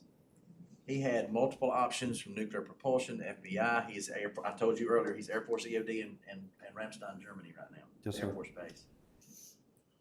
What is wrong with our system to where that's an opportunity for these kids? I think myself, it just hit me like I said, what if that ASVAB wasn't available for my son? What would he be doing right now? Exactly. I mean, he has moved way up, just like your son has moved up extremely high in the Air Force already. And I just think to myself, dang, what if it wasn't available? I mean, I'm glad we were one of the counties that did it still. But how do we believe in local choice and local, you take care of your own system. We believe in all that, but there's got to be a way for us to help our country, our state, by pushing the opportunity for a free test to be given to somebody. You may have somebody that scores off the charts again that says, okay, this is the perfect person to go into nuclear or whatever, and they would never have known it. Yeah, it's our fault though. I mean, it's really people like me. The blame rests here. We haven't done a good enough job, and that's what brought me here today. Right? When you know better, you do better. I don't think we've done a good enough job of getting out there in every one of those schools. I grew up in South Georgia. I grew up on a peanut farm, and the only thing I wanted was to get off it. And the GI Bill was an elevator, right? It was an elevator in my life, right? I can't imagine, just as you noticed, sir, what I would be doing had they not given it in high school. I don't know that I would have gone to seek it out on my own. And so I want to make sure that we're making it available. We're partnering with everybody. We're not taking a shot at anybody except ourselves. Like I said, when you know better, you do better. I haven't been here. I haven't asked for help, and that's on me. So I'm here, trying to get right. Do we have any idea how many systems offer it? Is Rachel? Does anybody have any idea how many? We can get you the numbers. I mean, I didn't want to, essentially come in with big spreadsheets, but we know exactly who's giving it. We know exactly what the numbers are, and I'll be happy to share that. It's not it comes from the military enlistment. MEPCOM keeps that data. And quite frankly, they only target, right? The United States military, MEPCOM, only targets, I think this year is less than 17,000 students in the state of Georgia that they're targeting. Again, I want to break their capacity to even test, because I think every young man or woman ought to at least have the option. That's all we're asking. All right. Can I springboard real quick, Scott? Let me finish up. My buddy's sitting right back there, Richard Smith, with Risa. And I know that sounds really crazy, but if we made it affordable, I mean, not affordable, but available. So you want to be a system that don't want to do it. That's your problem. I think it's you're doing your students a disservice. But I wonder if we could do something through our extended partners with Risa and whatnot to get the availability of that test area. Because y'all, I mean, it hit me hard to think that I mean, my son could be somewhere doing something completely different right now if it wasn't available for him and where he is right now. And I just think it's sad. I mean, it's sorry to be so emotional here, guys, but I'm telling you, it's a travesty to think that. What did you say earlier? You said something like 0.01 or 0.5%. Have 1% ever put on the nation's uniform. That's right. So, okay, these numbers just don't make sense to me because it seems like, well, how many students do we have that would be available at the high school student? 387,000, 10, 12.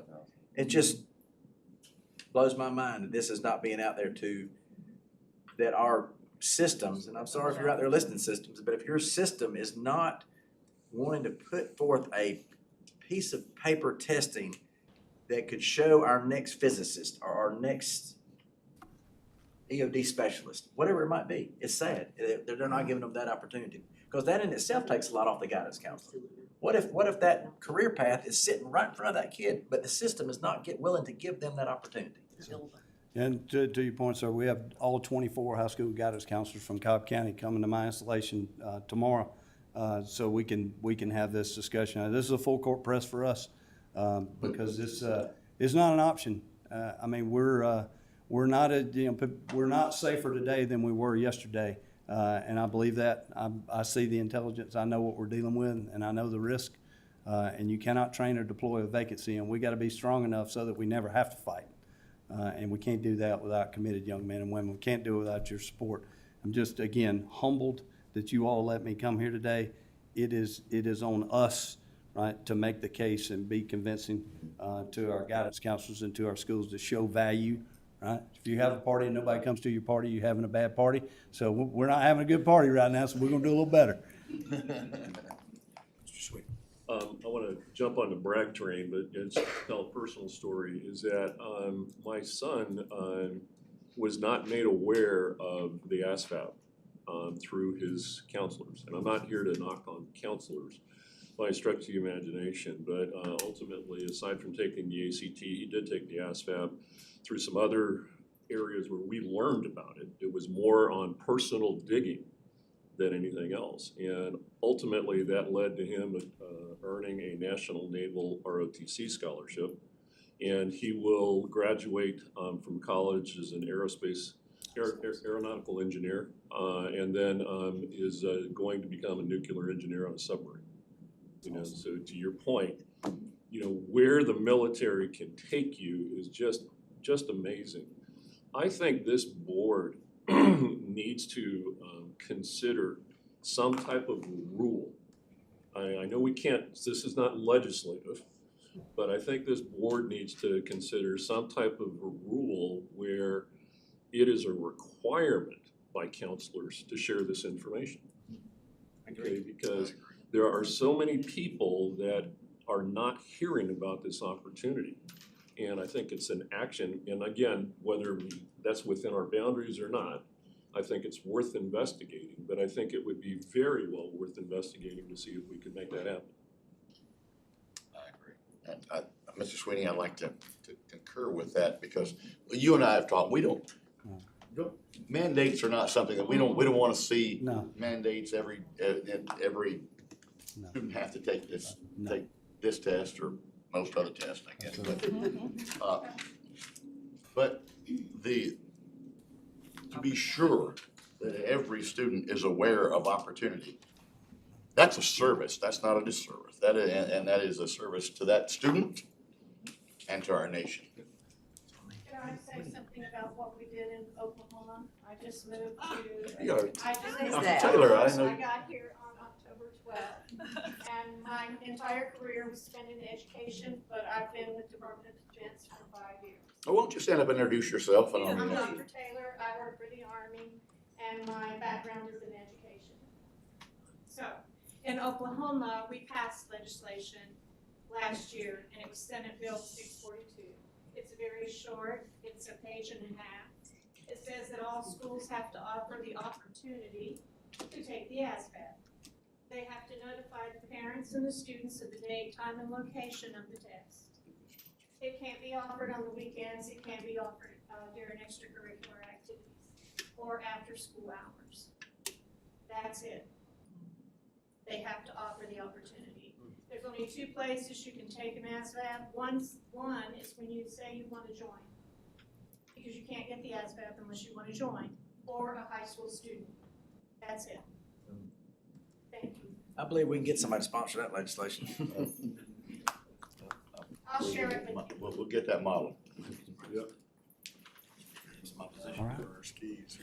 Hey, thank you all again for having me, Very Mr. eye-opening. Superintendent, Mr. Chairman, Scott, thanks so much. I knew when you called me, and said, hey, we need to find another way to work together. I knew that you'd be a welcome addition to this meeting, and you're always welcome here, and we appreciate what you do. We're humbled. Thank you all very much. Thank All the you. best. Thank you.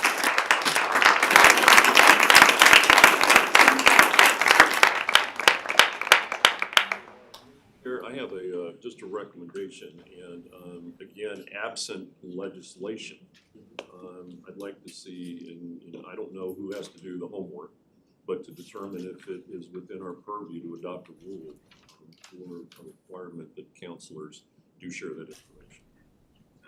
Look into that. One of the things that I created was a new committee, and it really is sort of just a call upon us as board members to reach out to the state legislators that we have personal relationships with. And all of us pull up our phone and probably have 20 or 30, if not more, state legislators that we can reach out to that contact us when they have questions. We should be doing that. And this is one of those times when we should reach out to them and see if that's something that we want to do. And now's the time to do it because they're starting to drop pre-legislation, that the caucus meetings have already occurred. They voted on their leadership. This is probably the time to do that. But I agree, if we can have some sort of a internal rule, that would be great. So, all right, well, thank you so much for that presentation and that information. I believe our final presentation today, I'm gonna call upon Mr. Tom Kabala from Tift College of Education at Mercer University, and he has some exciting news, a new project that is developing at Mercer University. And I don't want to steal any of your thunder. I know you've got a presentation, but I'm just so excited about what Tom is going to talk to you all about today. And I hope that this information you get from Tom, you can take it out to your boards of control, your REISs, the teachers, the superintendents. Tom, I'll turn it over to you. All right, great. Thank you, Chairman Downey and Superintendent and board members. It's good to be here today. And this has been, I think, for me, one of the most robust state board meetings I have ever attended. The speakers, the energy, it's just amazing. I want to, if I can, build upon that by sharing some good news with the board. On Thursday, November the 10th of this year, Mercer announced the establishment of a transitional school for dyslexia children. And I'd like to take just a few minutes and share a video of that announcement with you. It'll last about 3 minutes. And then I want to follow with just a few additional pieces of information with you about this school. It will be the only school of its kind outside of Atlanta, and it will be affiliated with the Tift College of Education, where I serve as the dean. So I think I need to advance the slide here, and then here we go, the quick video.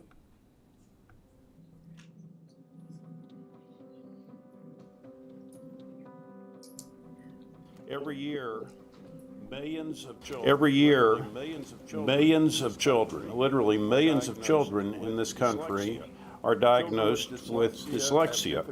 Children with dyslexia have difficulty with early reading skills, hearing individual sounds with words, analyzing whole words and parts, and blending sounds to make words. The good news is that with early screening and diagnosis, early evidence-based reading intervention, and appropriate accommodations, individuals with dyslexia can and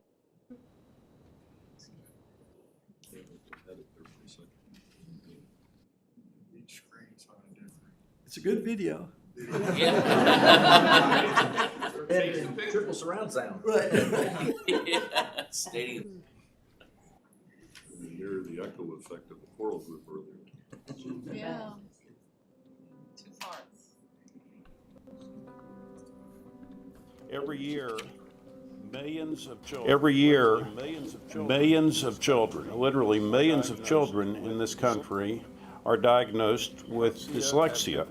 Children with dyslexia have difficulty with early reading skills, hearing individual sounds with words, analyzing whole words and parts, and blending sounds to make words. The good news is that with early screening and diagnosis, early evidence-based reading intervention, and appropriate accommodations, individuals with dyslexia can and do become incredibly successful. So today I'm very pleased to announce that Mercer University will be establishing a transitional school for dyslexic children. It will be affiliated with our Tift College of Education.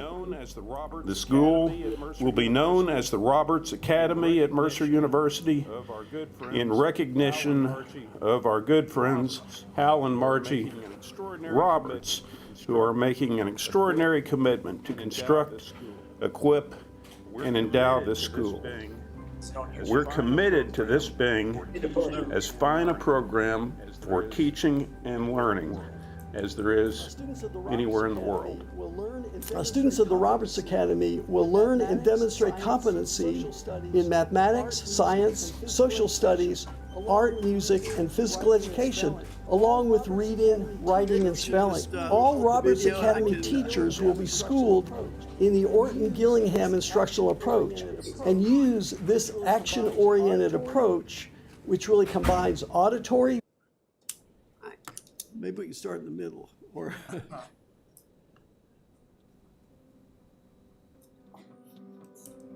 maybe the third time is the charm. We'll see. Every year, millions of children, literally millions of children in this country are diagnosed with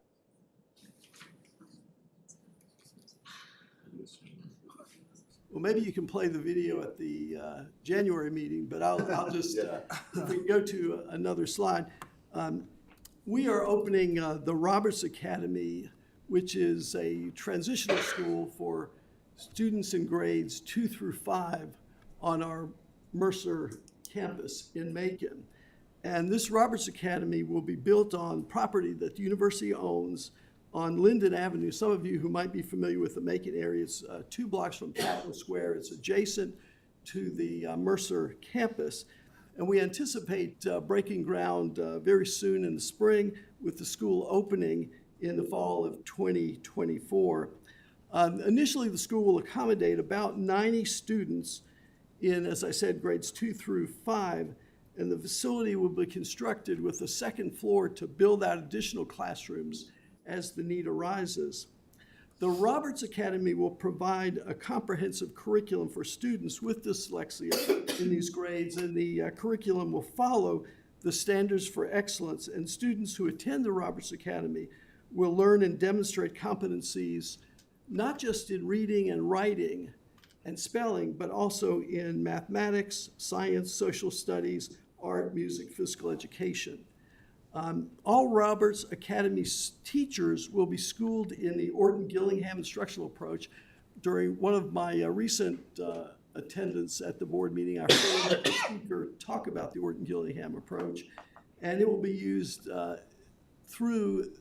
or students will be educated through this action-oriented approach across the curriculum. Classes at the school will have no more than 12 students to enable the certified and OG trained teachers to provide the learning needs. Our tuition for the Roberts Academy will be very low, and we also are making provisions to enable students whose families are unable to pay the tuition to attend the school.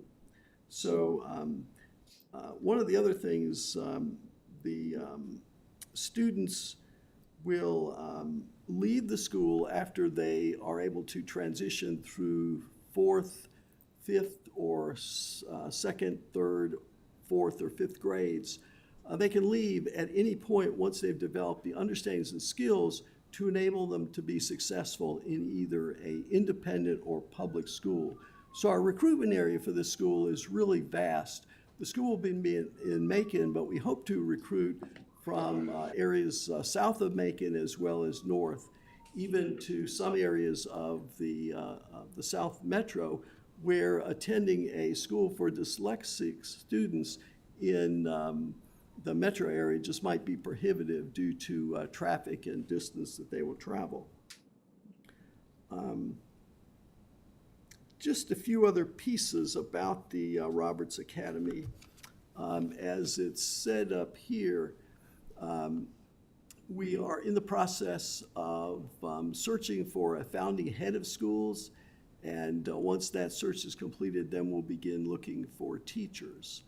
We're really excited about this option, and the mission of the school is really to prepare students with dyslexia to achieve academic success and also to think about how they can be successful in life. So this school is a real opportunity.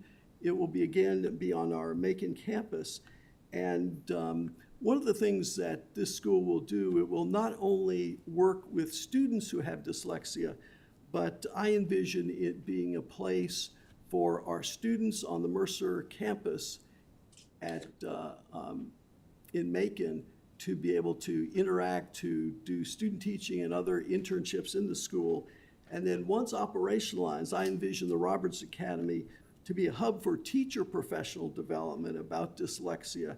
So we'll offer summer programs as well as opportunities for year-long residency where teachers across Georgia can come to co-teach with the teachers in the academy, as well as to interact with Tift College faculty who will be instrumental in this school. Certainly, I know this has been a long meeting for all of us, for the board in particular, but certainly I would be happy to entertain any questions or discussions. This, I think, will be a game changer for Middle Georgia. Our intention is not to take students away from any schools, but to provide students and their families the support that they need to address their learning challenges. This is not something that students need to suffer with, families need to suffer with, and I know you've heard a lot about dyslexia, but this is one university in the state of Georgia that is really attempting to do something significant as we think about students as well as their families and teachers in the state of Georgia.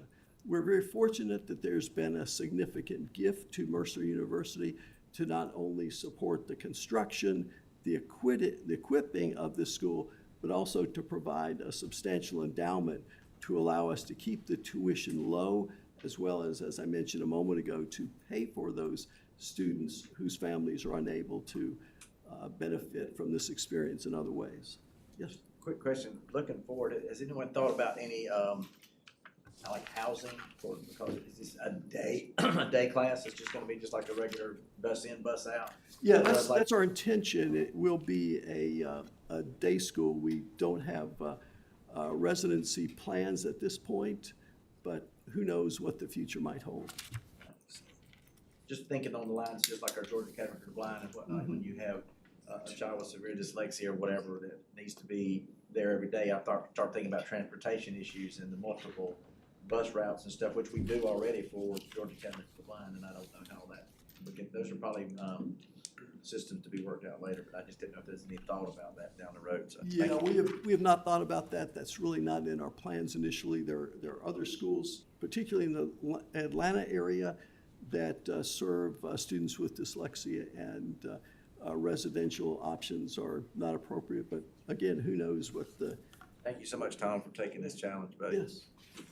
Can I thank you? I mean, to step out and do something like this, and I know you know that, we've all, Senate Bill 48 was introduced, and that we've been working, there's a collaborative group that has been working on the dyslexia rule. And, this is such a perfect fit of what you're doing, and if we can collaborate, as we've talked about, staying across the state, because the dyslexia task force, met and pulled together some suggestions for the rule. And we met again on November the 30th. And Caitlin and your team and Samantha, not Samantha, but Samantha was there too with SREB, and so was Stephen, and so was Jennifer. And we had an amazing group of people. There. And I think if we can keep you in tune with that too, and I know obviously you are with starting something like this, but at that meeting, there were collectively over 28 people, and they are organized into groups. And if I could just say a little about that so that you'll know, and we'll give you this information, but that sharing of that was screening for characteristics of dyslexia. There's a whole group that Rachel Greenlee is over. We've got dyslexia parent handbook that Tina is over and people under her. A statewide professional dyslexia learning that I think Ryan and Karen Faircloth, and there's a whole group of people. And inside of that is MTSS, that Karen Sudduth and Jody, and intervention that deals with Kaylee Iverson, and ELA, that's Jennifer Hernandez from Marietta. These are key people, and then IDEA with Wina Lowe and Kathy Johnson. Well, all these teams are meeting to look into this and to come up with suggestions of how we can better develop and be connected across our state. So I'm saying that to you today because you're the lead in this from a university system. And if we can collectively join hands together. Yeah, and Mercer is an independent university, not part of the university system. I know you're private, but Yeah, it's still, it's kids. It's about teaching the kids. so true. There's a private-public partnership of these things. And I certainly welcome those opportunities. I think it would be fantastic to interact more with this group. But as I said a moment ago, Mercer is putting a foot forward in this initiative because we think it's so important. Our technology guru, Keith, just said that the video might. Apologies on that, everybody. We're going to try one more time. I think we figured out what it is. Okay, thanks. We'll see. Every year, millions of children, literally millions of children in this country are diagnosed with dyslexia. Children with dyslexia have difficulty with early reading skills, hearing individual sounds with words, analyzing whole words and parts, and blending sounds to make words. The good news is that with early screening and diagnosis, early evidence-based reading intervention, and appropriate accommodations, individuals with dyslexia can and do become incredibly successful. So today I'm very pleased to announce that Mercer University will be establishing a transitional school for dyslexic children. It will be affiliated with our Tisch College of Education. The school will be known as the Roberts Academy at Mercer University in recognition of our good friends Hal and Margie Roberts, who are making an extraordinary commitment to construct, equip, and endow this school. We're committed to this being as fine a program for teaching and learning as there is anywhere in the world. Students of the Roberts Academy will learn and demonstrate competency in mathematics, science, social studies, art, music, and physical education, along with reading, writing, and spelling. All Roberts Academy teachers will be schooled in the Orton-Gillingham instructional approach and use this action-oriented approach, which really combines auditory, visual, kinesthetic elements to teach basic concepts of reading, writing, and spelling across the curriculum. As a transitional school, we aim to prepare students with the understanding, skills, and confidence to succeed in a traditional public school or independent school setting. Students at the Roberts Academy will benefit from the university's many programs and initiatives in music, art, sports, science and engineering, and medicine. Moreover, the Roberts Academy will serve as a learning site for the Tift College of Education students and faculty. I am tremendously excited about this opportunity, and I can't thank the Roberts family enough for their investment in this initiative. We started talking 15 months ago, and President Underwood and Dean Kabbalah were very receptive, and we took them to Lakeland, Florida, where we started a similar school, after which this is patterned. We've seen the elation that a child experiences when they're taught the way they can learn. And these kids do learn very well. Thank you. That's the end of the video. I just want to share just a few thoughts about Mercer. Mercer is an independent university, as I mentioned, and it is the largest preparer of educators from an independent source in the state of Georgia. This year, our enrollment, believe it or not, is up 13%. We work with over 900 students who are preparing to become educators in the state of Georgia. And on top of that, this year we have secured over $11 million in federal funds to support efforts to increase the number and diversity of teachers, school leaders, and computer science teacher leaders in rural and high-need Georgia school systems. So it's just a pleasure again to speak before the board. We look forward to sharing more news about the Roberts Academy. And Helen Rice, thank you so much for your comments, and I look forward to working with all of those partners that you mentioned. Thank you. Thank you. And everyone, and Tom mentioned this in his presentation, we're looking for a leader for this school.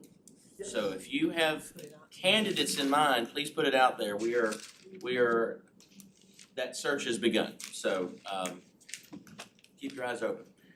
All right, we've had a rather long meeting today, but we've had a lot of wonderful things, some great speakers, great presentations, great information. Is there anything else for the good of the board?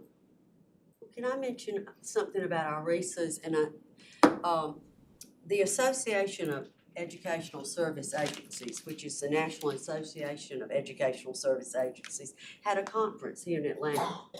And 3 of our RESAs were invited to be there. Leanne with the Metro Welcome and Middle Georgia RESA and West Georgia RESA were selected to make presentations. And it was tons of other people there. And that's just another part of what our RESAs do in this area and branch out. So kudos to them. And also, with what Tom said, I should know, my sister graduated from TIFF with a degree in education, and I know Mercer, that's a private school. I'm just so excited that we're all tracking on the right plane or level and talking about something that's so important. And Tiffany, can I ask you, I know you weren't able to come that day because of something, but you were on there about the screeners. How many screeners have we gotten a request for information for right now? I'll pull that list together. I don't have it off the top of my head. I can get that. Can you send that to me and look at the applications? Is it, because I think that's gonna be key. The screener is gonna be key to a lot of things. Other than that, it was great. I loved it, because you know me, the teacher in me, I loved all this today and the information that was shared. I will say that You said this was a Helen type meeting? It was a hell of, well, I think it should be a feeling of awe. If Stan had not gone there, Yep. and Frank, we wouldn't have had this, and people that are in the Macon area, that's your area, and also, one other thing that Kenneth and I are involved on is the Georgia, Get Georgia Reading Director Board. And, Dana Buckman presented something, that was, I think Richard and them have pulled together, asked them to come up and do a study on how our CARES money is used in our district. And she presented that, and I know Matt's here, and that would be something I think our board might be interested in the future, for her to come and talk about, because it's so informative, just like what was presented here today with the technology. I think that would give us another indication of what is going on within our districts and look. So other than that, thank you for allowing this, and I know everybody's time conscious, but it sure is a lot of great information. Anything else, Mr. Sweeney? I'm wondering if we need to unwind something, and it has to do with the vote that we took earlier and the information that I shared with you. So the vote that we took earlier with regard to the student matter, we said that we were going to postpone it until our January meeting. I looked at some information, I shared this with Chairman Downey, is that it appears that we're bound to actually act within 25 days. So we need clarification on that. So it may be before the next meeting rather than, because that's 36 days. Right. Okay, so we need some clarification on that. Okay. Good call. I'll entertain a motion related to the table and changing the time frame. Yeah. If you want to make a motion. Make that motion, yes. Because and is there a second? I second. Okay. As far as discussion, obviously what we'll have to do is get the clarification that board members need to make the right decision individually for them. We will have to have a called board meeting, and it will be remote. But we also need some clarification on the 25 days, when that period began. That's correct. And obviously, we can't wait till our next board meeting. So any further discussion regarding that? All in favor of the new motion to table until we have a called board meeting, please signify by saying aye. Aye. Any opposed? Thank you. Any opposed? All right, thank you, Mr. Sweeney, I appreciate that. All right, anything further for the good of the board? I will enter. Yes, who brought the honey? Who brought the honey? That is from Hall County School Farm, and our ag teacher is here with us today. That's great. Thank you very much.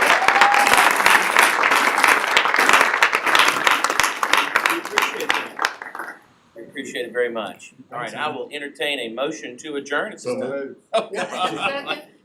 I don't know who made the motion. I don't know who seconded. I think Ms. Kenmore seconded. Any discussion? All in favor of adjourning, please signify by saying aye. Aye. Any opposed? And Merry Christmas, and we are adjourned. See you in 2023.